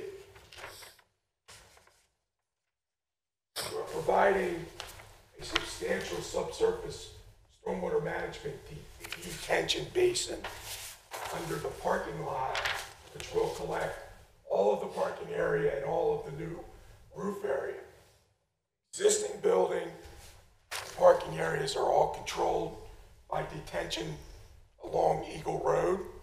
This building would be controlled by this basin under to meet the peak rate conditions of the township. We will be seeking a waiver from the township stormwater management ordinance for water quality because we're unable to infiltrate groundwater into the site, which we did seek and receive from township for the earlier portions. I'd also like to point out that the applicant did make a payment fee in lieu of water quality to the township at the time the first building was constructed to pay for other water quality improvements in the same watershed, some of which have been constructed by the township. Now, by having the impervious surface already there, we are not increasing the rate of runoff at all, is that correct? We are not. It is virtually 100% runoff as it gets down to the cap and drains out to the. Okay. Well, about the terminology, did you receive a waiver from the volume control or water quality? Because I don't know how you would get a waiver. Volume control. Volume. Yeah, Did you receive a waiver for the volume control or for the water quality? Water quality. I don't know how you could do that. We provide volume control in the basin by the control orifice. So there is some volume control as part of the rate control. What we're unable to do is treat the water quality for the net 2-year storm difference, because typically that would be infiltrated below the surface, which we can't do. That being said, the stormwater subsurface basin, the sumps and the inlets, the filters on the discharge ports do provide some water quality surface because they collect debris. The downspouts are screened, there's caps on them. So while we technically can't meet the net 2-year difference, we do things that attempt to provide water quality. In addition to that, the water ultimately goes into the Corps of Engineers plant for treatment. That is correct, goes into the basin, which all of this drainage area where this parcel A is currently runs off into that basin. So what we're doing in essence is capturing that runoff, storing it in a basin, controlling its release so that we don't increase the amount of runoff into that. When you're talking basin, you're talking about that large structure between the building and your building, which is like a stone line.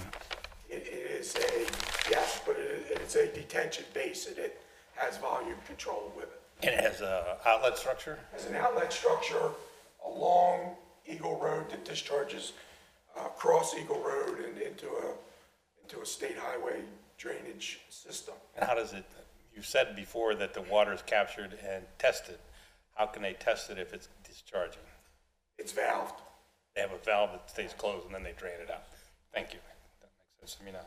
All right, now this proposed addition requires certain zoning relief that the chairman has outlined, and it is set forth in the addendum to the application. Let's begin with the impervious surface. The code impervious surface is 60%, correct? That is correct, yes. And the, with or without the building of this addition, the impervious surface on this tract would be far in excess of 60%. In fact, the impervious surface coverage of the existing tract 2 is 92.81%. Isn't that correct? That is correct, as determined by the cap. And the effect of impervious surface as a result of building this new building on tract 2 and the other improvements results in only a 1.34% increase in impervious surface. Is that correct? All of parcel A, which is being subdivided and transferred, is impervious. So it's 100% impervious to start. And we can't take credit for reducing impervious, but we are providing green area around the building. But for tract 2, the present impervious surface is 92.81% for the total tract. And the increase is a result of... We're proposing to increase it to 94.15%, which is an increase of 1.34%. Correct.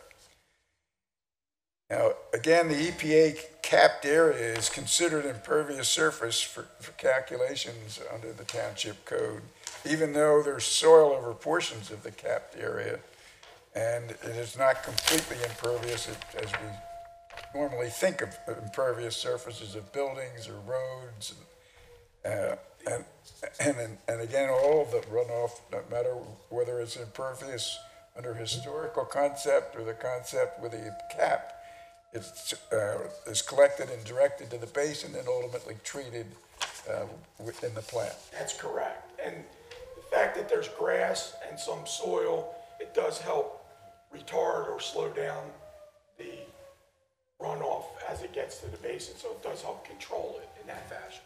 And as you mentioned, I think you said it was at 44% of tract 1. Tract 2. Tract 2, I'm sorry. It appears with grass to be pervious surface. Is that correct? That's correct. Right. And your professional opinion is the property, because of these characteristics, subject to a unique hardship with regard to impervious coverage? It is. The cap creates a hardship as far as impervious. Right. Now, the second area of requested zoning relief is from building coverage.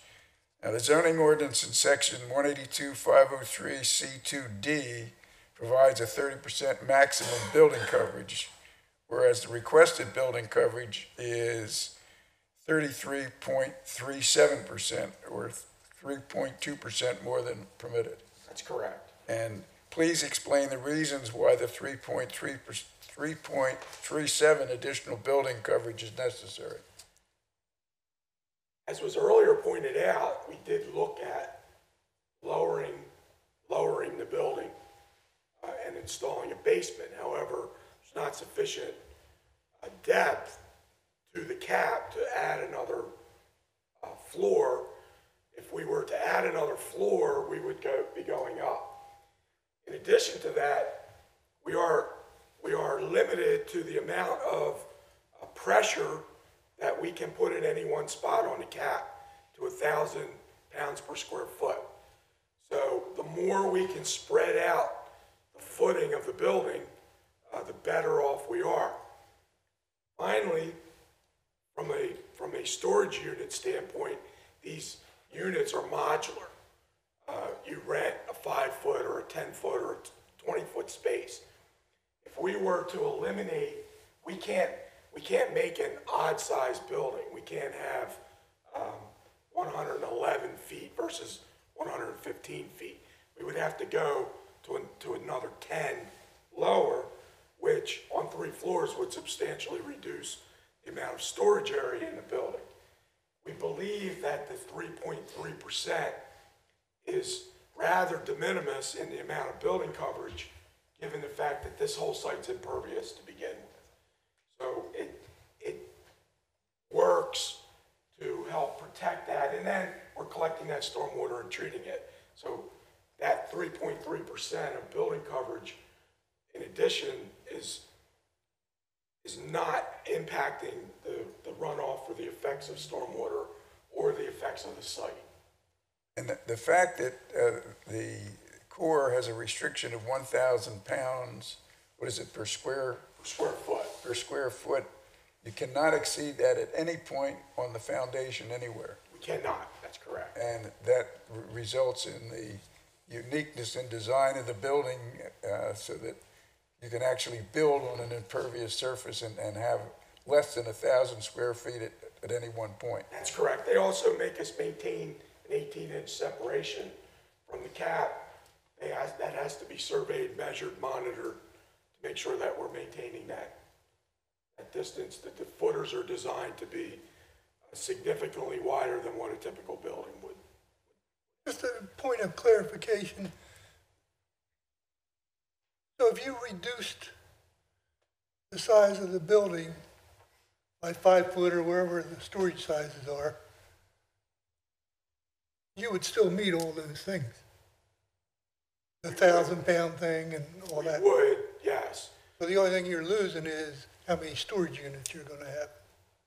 Yes, except that if the building gets significantly smaller, then that load on that area is concentrated in a smaller square, say. I don't think he's talking about changing the footprint, just the height, right? No, I'm saying the 3.37% or whatever it is, if you didn't have that, all right, or we're not going to allow it, you could still build your building. You could, yes, but the problem is we couldn't just reduce it 3.37%. It might be 5%. Because of the module, right. The module that it is. So in order to make the site work, we're trying to maximize the building footprint. And the 3.37 is the minimum amount of building coverage addition that we need to maintain that modular structure, maintain that loading on that cap. So Dennis, just to clarify on that last point, that if we were to reduce you by, let's say, one modular unit per floor, to shrink your footprint to get it within the building coverage requirement, that would create too much weight and you wouldn't be able to build a building? It would require a significant change in the design of the footers. That load would still have to be carried out over that. But could it be accomplished We're engineers, we can accomplish it. And, well, you know what I mean, within the boundaries of the cap limits on weight and all that. Yeah, because the foundation's underground. Yeah. So it doesn't count as building coverage. When you're, That's a yes, it could be done? but when you put this all together, my understanding is that you as an engineer, your firm as an engineering firm, deem this to be a reasonable increase in the from 30% to 3.7%. It's basically almost a de minimis increase in the 30% building. That's correct. That was our interpretation. All right, and given all these issues related to that, in your professional opinion, is the property subject to a unique hardship with regard to the 30% limitation on buildings in this case? My opinion that the cap creates a hardship for us in the building side. Now, referring to the steep and very steep slopes issue, you've already indicated where they are on the plan. I think we've already indicated they were created by fill as opposed to natural steep slopes, correct? That is correct. And the chapter 154 of the code having to do with steep slopes indicates that one of the reasons is to preserve the natural nature of the slopes in question, and there isn't any natural nature of slopes here to protect, isn't that correct? That's correct. They were made and placed there.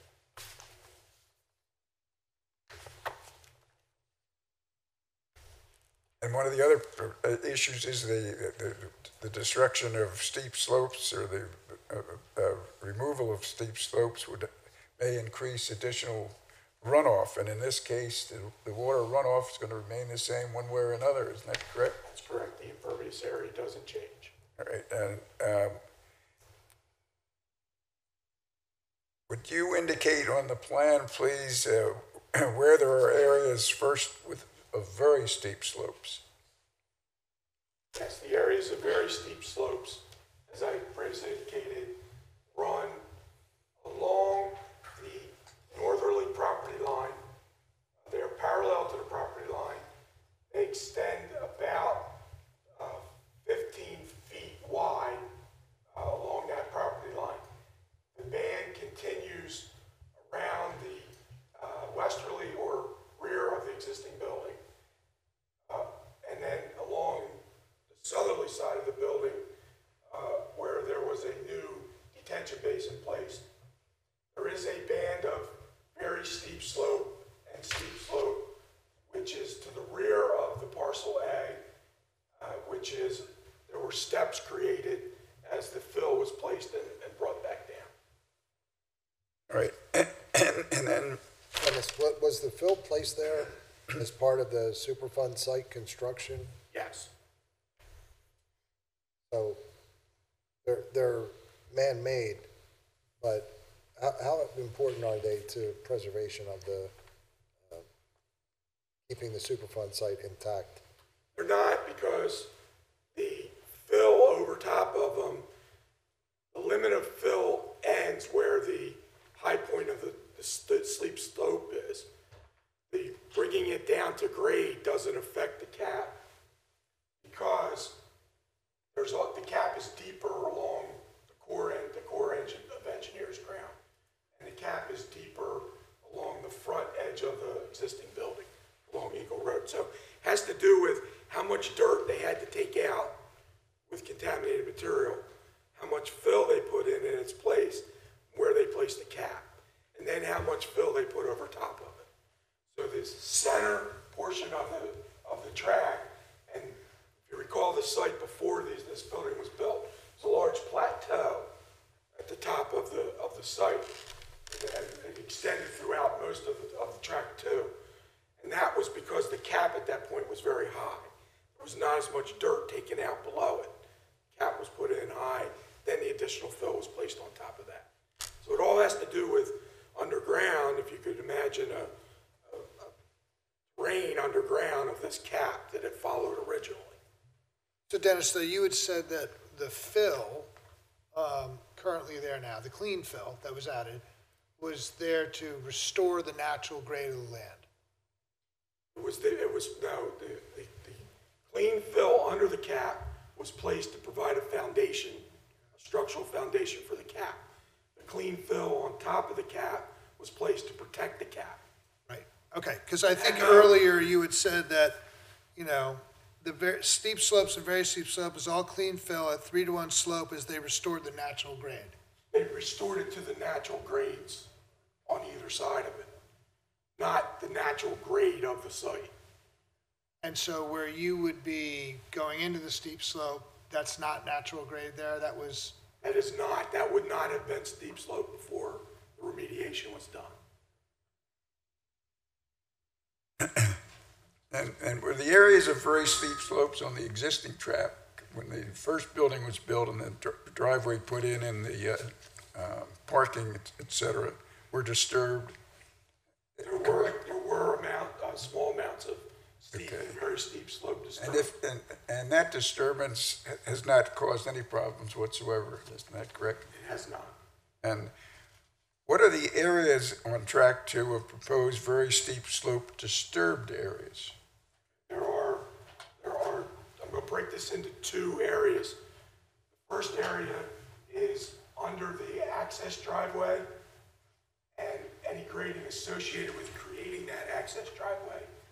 There are approximately 850 square feet of very steep slope disturbed as part of that process. The additional very steep slopes associated with building construction, parking lot construction, and the grading associated with bringing those grade back down to the natural slopes. We are using some walls to aid and reduce that amount. Those additional steep slopes are associated with the building construction. So that Section 720C2 permits conservation use by special exception, which would include any stormwater management and the access drives. Is that correct? That is correct. However, I'm not including that in my 800 square feet because stormwater management is actually under the parking lot. Okay. And then there's an area of parking spaces, building, and grading which require a variance under Section 720, correct? Right, and that's 2,768 plus or minus square feet. Okay. Now, referring to just the steep slope areas as opposed to the very steep, were there areas of steep slopes on track 2 disturbed when the first building was built, and if so, has that disturbance caused any problem? There were very small areas. There is a very small limited amount of steep slope, 15 to 25%. Most of the slopes are very steep slope on the site. Okay. And what are the areas of... The second part of Joe's question, did that cause any problem? Did not. Since this building has been constructed, to your knowledge, has there been any disturbance of the cap? Has not. Even by any adjoining properties? I'm not aware of any adjoining properties which have disturbed the cap. Okay, and what are the areas of the proposed steep slope disturbance? And what are the reasons for that disturbance? Very or steep. The steep as opposed to the very steep. There's about 800 square feet associated with the access driveway and the grading to that. There's approximately 3,860 square feet associated with the building, mostly to the rear of the building. And a variance is required for the parking, building, and grading from Section 720C6, correct? That's correct. And do you have the area for that calculated? 3,386 square feet. Okay. Now, have you made every effort in this design of the building, the driveway, parking, and any other areas of disturbance? Have you made every effort to avoid steep and very steep slopes? We have. We're using the building foundation as part of a retaining wall. We're also extending the retaining wall to the west, and we're building a retaining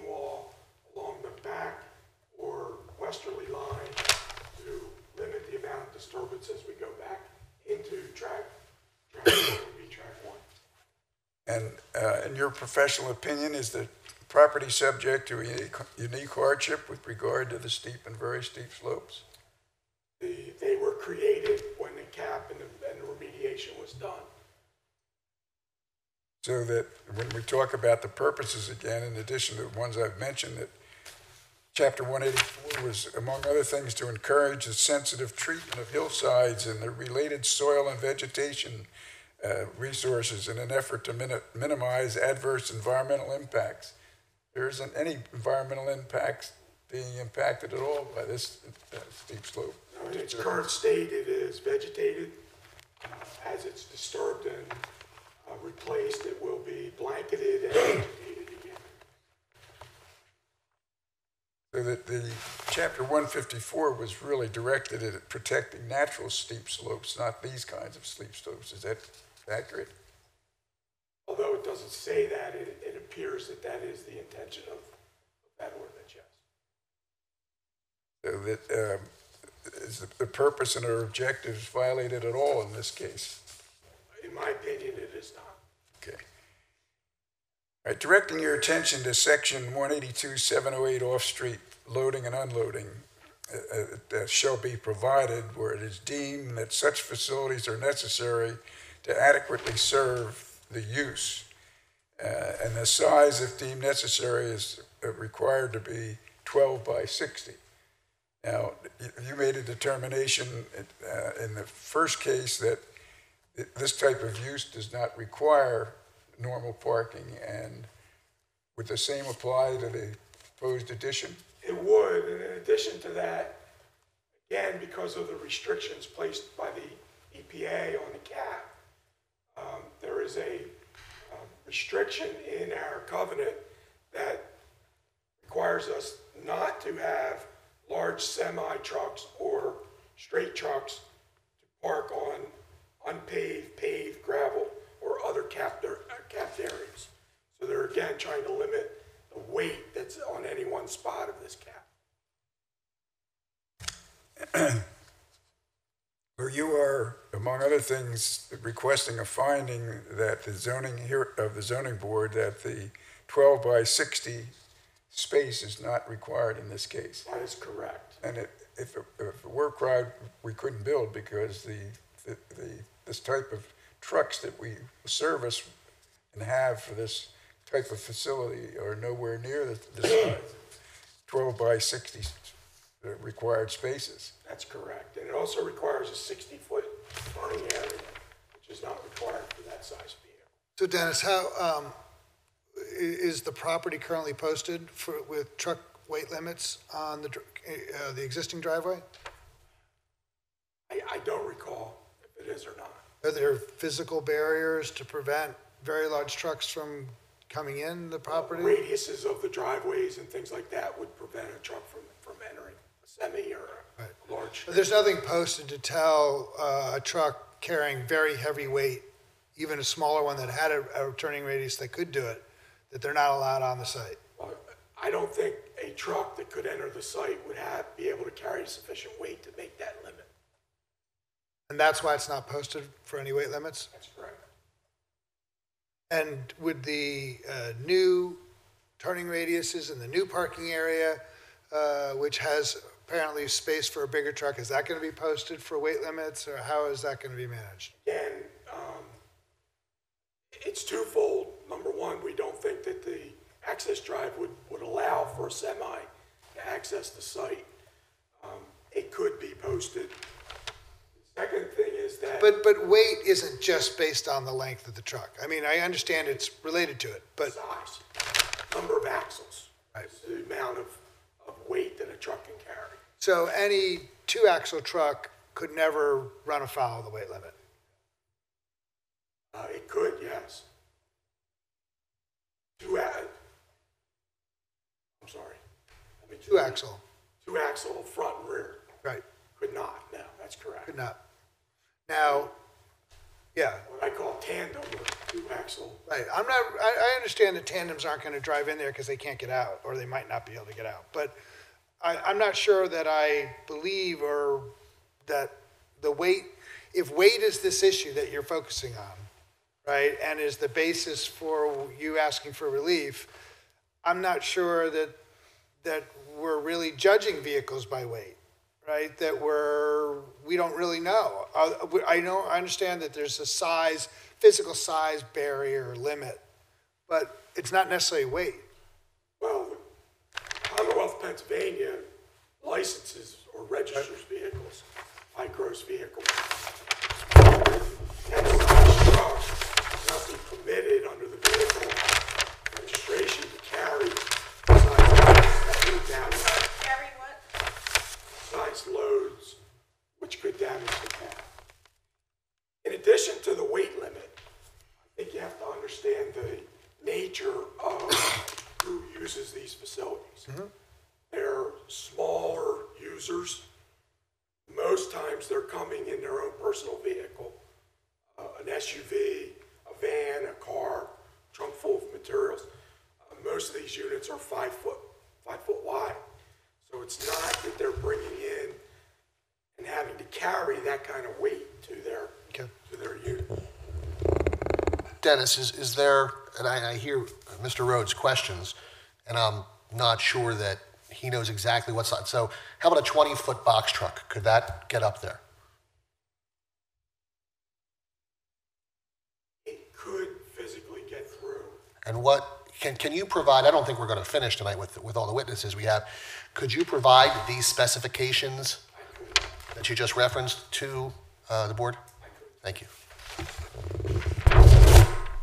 We have that information with Greg Richardson, our traffic engineer, so we'll be able to.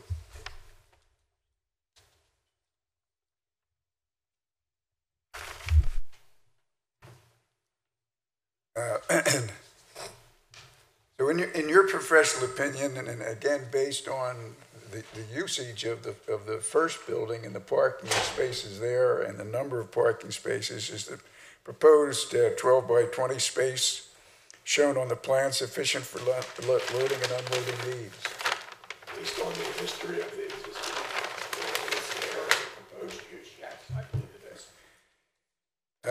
Directing your attention to Chapter 182, Section 182-713B of the Haverford Township zoning ordinance, which says, no lot shall be formed from a part of a lot already occupied by a building unless the existing building and any proposed building comply in all respects with the area and other requirements of the district in which such building is located. What requirements are not met in this case? Track 1 and Track 2 do not meet the impervious coverage requirements for the light industrial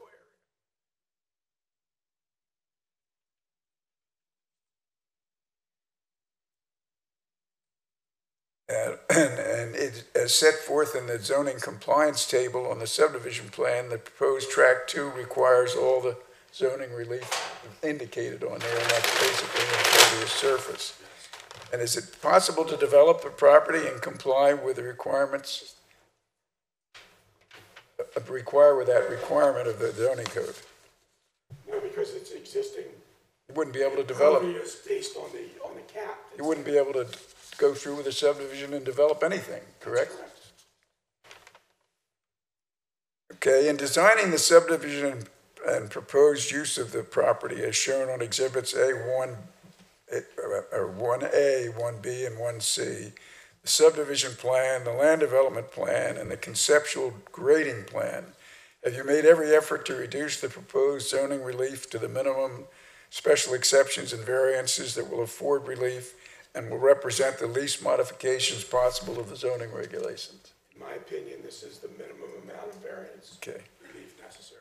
And are you familiar with the standards for determination on variances and special exceptions in Section 182-1004 of the Haverford Township zoning code? Yes, I am. And in your professional opinion, having studied the property, the existing conditions, designed the plans that we talked about this evening, and other details to which you've testified, are those standards met where relevant in this case? They are. And this development would not affect the health, safety, and welfare of the residents of the township if it's developed in this fashion. That's all the questions I have of this witness. Kenny? Nothing. Bill? No. nothing else right now. Jessica? So you said the existing building that is on track 2 has about 44% of kind of fake impervious surface. It's green, but, you know, it all goes to the basin. What percentage of the new portion of track 2 will be that same, like, planted, vegetated land? 35, okay.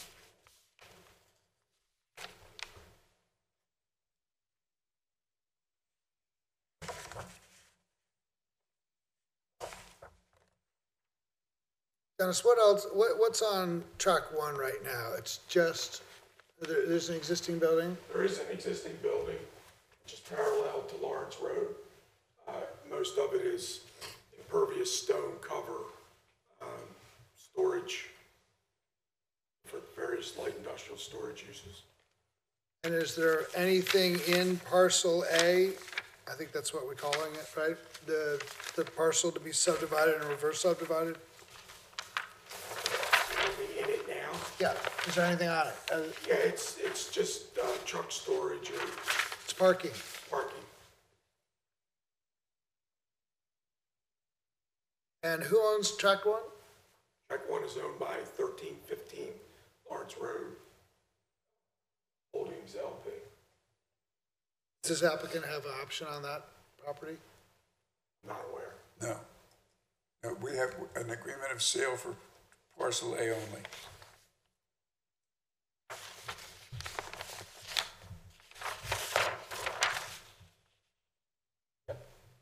Jessica, did you have any other questions? Ed? Question is, on this parcel now that you're trying to reverse subdivide into the other, what is being used, excuse me, what is it being used for currently? It's currently stone, gravel covered, and it's used for storage of vehicles, parking. Or other existing uses in the complex? Other uses of 1315. Okay, but, so I'm concerned that how do we know that by taking away these parking spots, you're not making the problems worse on the other lots that we're using that parcel? They're not parking spaces associated with the use of the building. They're rental, storage, contractor. But there was a picture that showed it, but there isn't. Various other types of storage of vehicles. So anyone that's using that parcel now, if the approval was given, they would be vacated and there would not be any? That's correct. Okay, that's what I wanted to hear. The other one, the new access road that is being constructed, it looks like it's part on your property, it's an easement? It's shown in green on the plan, on my plan.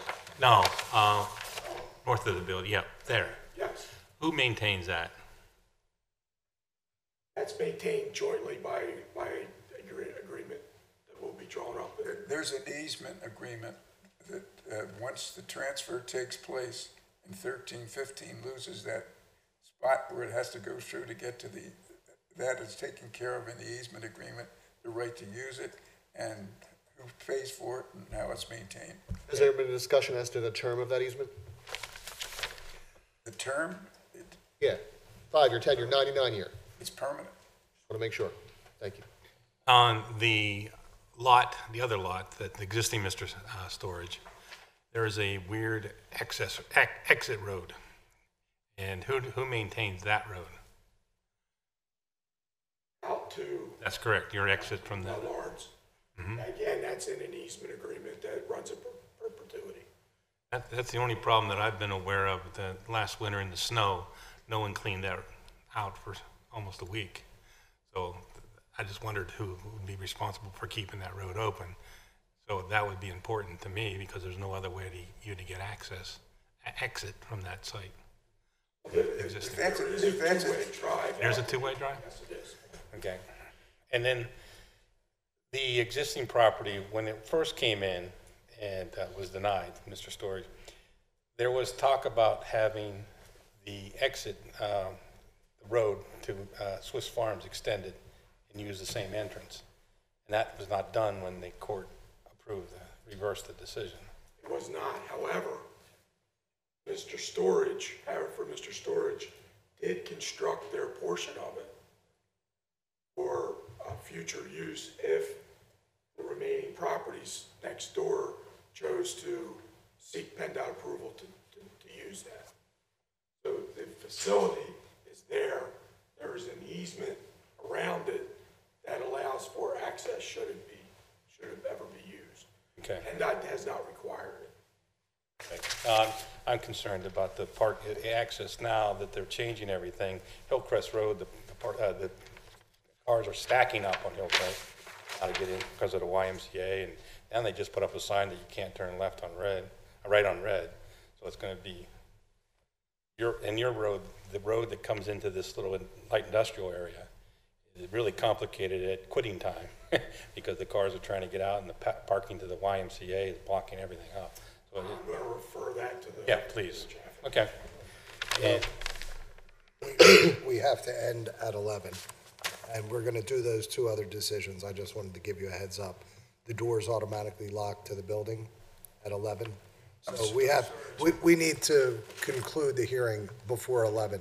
I'm so sorry to interrupt. I did just want to mention one thing before we close for the night.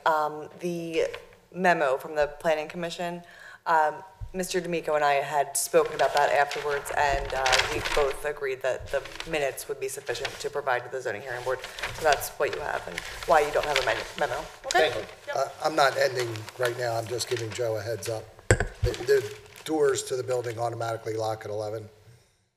So to not violate the Sunshine Act, we have to conclude our hearing by 11. And we're going to do the two decisions on the small cases you heard earlier tonight. So whenever you think is a good break point for you, it's. I have Greg Richardson, that should be very short, our traffic engineer, just on the adequacy of the parking, which he testified to in the first hearing as well, and it's turned out to be more than adequate. And basically the de minimis amount of traffic in and out of the facility. I mean, we could try, but at what time, Bill, in order to have time to do the decisions? Probably 10 of. Okay, but at 10 of, we're going to have to cut the hearing off and continue it to February 7th, if that's good for you, the 7th. Normally, we would go till 12 o'clock. You know, we've gone quite late, but these doors lock automatically at 11 o'clock, and we have to be concluded by then, so. I understand. Great. Did you have any other questions for Dennis? Kenny? Kenny, did you have any other questions for Dennis? Ed, you were done with Dennis? yes, I was. Jess, you done with Dennis? Okay. I mean, we'll start it. I just hate to interrupt you in the middle, you know. It's not you, it's. Yeah, I understand. Please raise your right hand. Do you swear to tell the truth, the whole truth, and nothing but the truth, so help you God? I do. And your full name and the capacity in which you appear? Yes, my name is Greg Richardson. I'm a principal and executive vice president with traffic planning and design. We've been retained to provide testimony regarding parking and trip generation for the proposed expansion. And do you have a resume that's been marked Exhibit 12, that's been introduced at Exhibit 12? Yes, Mr. Richardson, you've been admitted before this board as an expert in the past, is that correct? I have, yes. In what capacity? As a traffic consultant, traffic expert, A traffic engineer? for traffic lack of a better engineer, term? yes. And from the last time you were so admitted, have there been any material changes to your resume? No, From the last time that you were admitted to testify before this board, have there been any material changes to your practice? no, From the last time you testified before that board, have you been subject to any censure, suspension, or any other disciplinary action by any governing body that would be applicable to you? no. With that, I would recommend that Mr. Richardson again be accepted as a traffic engineer.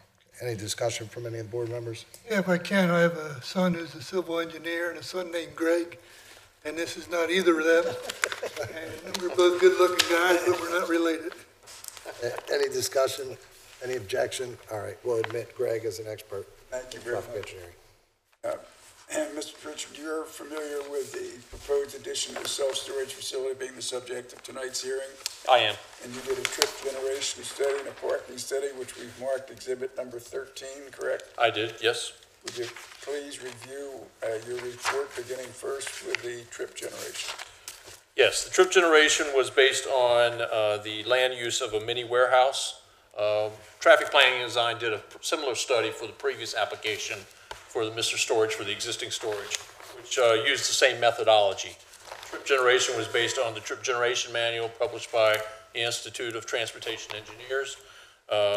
Based on that particular document and based on the square footage that is proposed for the expansion, we were able to determine that on an average daily basis, that the proposed 34,000 square foot increase in square footage for the storage facility would result in 58 new trips. That's roughly 29 vehicles in and 29 vehicles out during a 24-hour period. During the morning peak hour, that number would be 4 trips, roughly 2 trips in and 2 trips out over a 1-hour time period. PM peak hour, and this is in table 2 of the report, William, weekday PM, 7 trips. And the Saturday midday, which is typically what you would find to see the busiest of the days for a mini warehouse storage facility, would result in 8 trips per day. Based on that, we showed that, again, with the proposed use of the expansion, that during any 1 hour, the highest peak trip generation that would be generated would be 8 trips, which in relative terms, is a very low generator of traffic when you break it down into a 1-hour time period. We also took it one step and looked at the increase in the 58 trips per day. Eagle Road is a very heavily traveled road, so we wanted to try to determine what the total increase that would result from the expansion itself. Basically, number of vehicles that would be added to Eagle Road. That resulted in an increase of approximately 0.25% increase in traffic on Eagle Road, which again is a de minimis increase. In terms of the parking, I'll just roll right into it. The parking was also used, the ITE trip generation manual, the parking generation manual for the same land use. Similarly to what were the methodology that we used for the previous application, we were able to determine that the 34,000 square foot mini warehouse would result in the need for 6 additional parking spots. With the application that's before you, there's actually 7 parking spots provided. 6 of those are the traditional parking spots for passenger vehicles, SUVs, including 1 handicap spot. And then the 7th spot is what we would call an oversized space that would accommodate, as Mr. O'Neill had presented previously, a U-Haul type truck, an oversized vehicle, but being a single unit vehicle.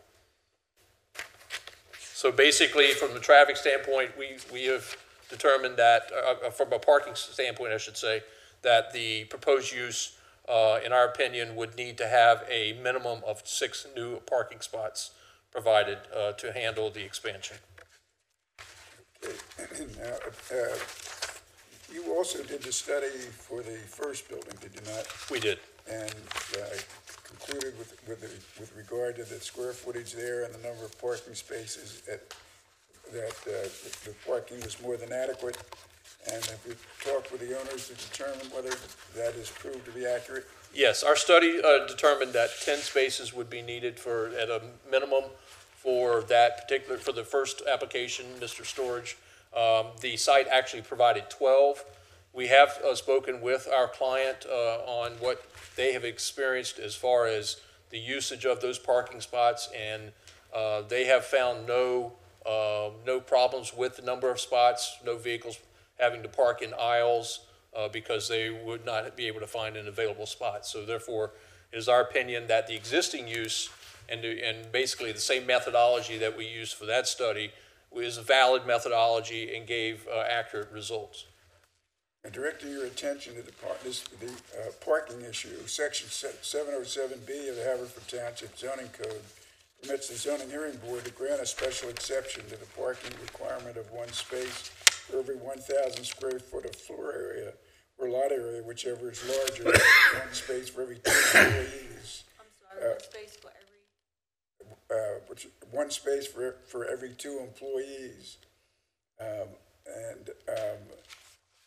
Based on your study you have made in your professional opinion, will the proposed 6 parking spaces plus 1 oversized parking space for the truck-type vehicle be sufficient for the addition to the proposed self-storage facility? Yes, based on the results of our analysis, that what's proposed is adequate for the planned use. And you're familiar with the standards for special exceptions? Are they met in this case? I believe they are, yes, in my opinion. That's all the questions I have. Can I get them? Yes. The 22,725 that Eagle Road presently serves, Yes. when's that figure, when was that, from 2018, from 2018, yes. 2018? Yes. And when you were talking to the current Mr. Storage, were your predicted trips and the trips that they see per day? Did you talk about that? You talked about parking, you talked about, With the client? with the current guy. Actually, anecdotally, talking to my client early on the first study, they felt we were showing too many trips on the site to begin with, and we felt that the number that we had for the existing Mr. Storage was a conservative or a worst case based on their experience. They have a lot more experience with these kind of facilities than I do.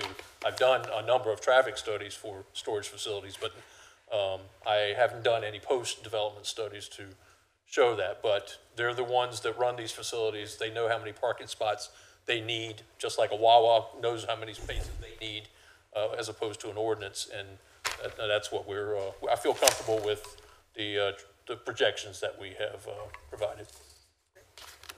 All I got. Unfortunately, it's 10:52, so we're going to have to cut it off, Joe, and pick up. So we're going to have to see you again. You'll have to see us again, unfortunately. I love Haverford. If there are any other questions at this point? I'm sure there will be, but that would take us past the limit.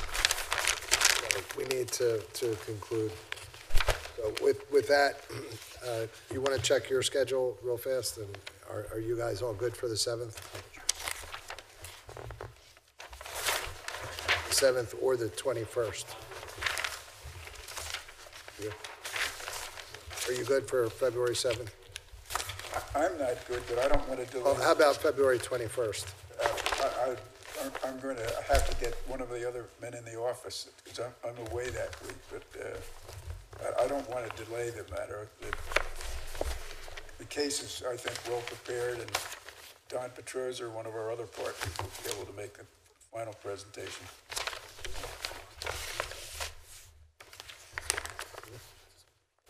I like Mark. All right. So what's your pleasure, Joe? February 7th or 21st? If you want to talk to your client real fast, you.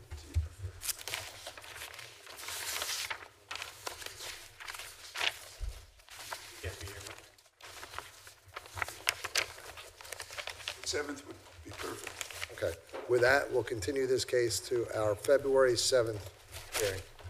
Thank you very much. This case is continued. Are you ready on a decision on, are you ready on a decision? Yes,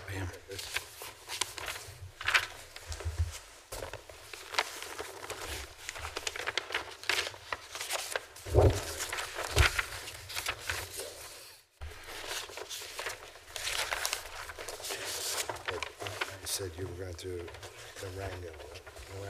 What's that? You're doing 35? Yeah, Narango. Naranjo. with a little girl. And,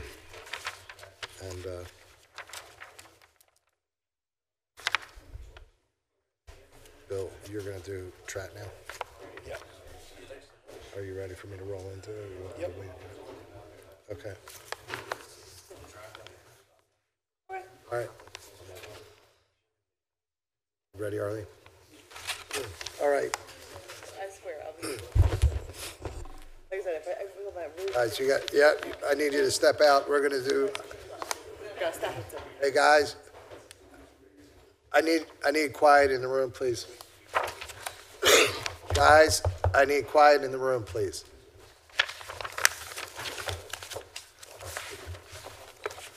All right. With respect to case Z18-35, Maria Cecilia Naranjo, owner of 1443 Dorchester Road, Haverford Town, PA, DC, folio number 220500295500, who seeks a variance from the provisions of section, what's the section? Hold on.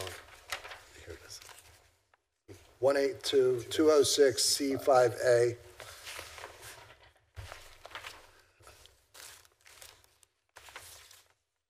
To allow construction of an 8-foot, 6-inch roof over an existing patio that will encroach on the required front yard setback by 8 feet, 8 inches. Property is owned R4 and located in the first ward. Jessica, are you prepared to vote? Yes. Kenny, are you prepared to vote? Yes. Bill, are you prepared to vote? I am. Ed, are you? Yes. And as am I. Ed, would you please take that decision? Yes. I want to thank the mother and daughter team. I think that's the first we had one of those, and I think they did very well. I'd like to make a motion to approve the requested variance. 1, the maximum width of the porch will not exceed 8 feet, 8 inches from the front of the house. 2, the porch will not be enclosed and will remain a porch. 3, only electric will be installed on the porch for lighting. 4, stormwater will be managed in such a manner not to impact neighbors. 5, the project will be completed in compliance with the notes of testimony. And finally, 6, will be completed within 1 year of final approval. Okay. Jessica, you agree? I agree. I agree. Bill? I agree. I concur. That application is approved with those conditions, 5-0. With respect to case Z18-36, Mark and Donna Trotnow, owners of 500 Valley Road, Haverford Town, PA, DC, folio number 2202-012150, who seek a variance from the provisions of section 182-206C5B to allow construction of a 30-foot by 19-foot addition and a 7-foot by 20-foot porch that will encroach into the front yard setback by 7 feet. In addition, a variance is requested for a 10-foot by 10-foot shed that will be placed in the side yard and not be 10 foot back from the rearmost portion of the main building. Property is zoned R4 and located in the second ward. For the record, the porch, the request for relief for a porch was withdrawn, correct? That's correct. Okay, so it's the remaining relief that we're considering tonight. Jessica, are you prepared to vote on this case? Yes. Ed, are you? Yes, I am. Bill? Yes, I am.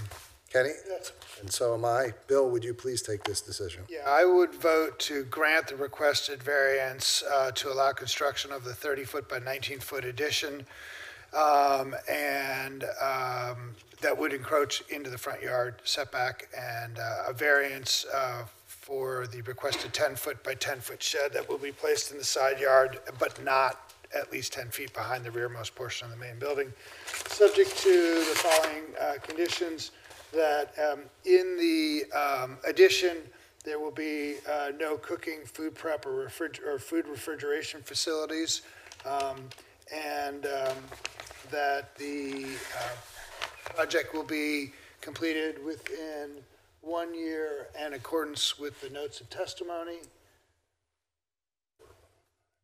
Oh, yeah, and that all stormwater runoff will be managed and controlled in a way that does not adversely impact any of the neighbors.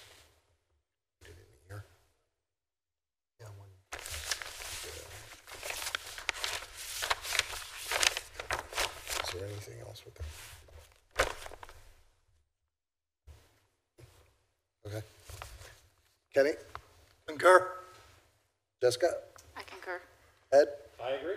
And so do I. That application is approved with those conditions, 5-0. And we are adjourned. 10:59.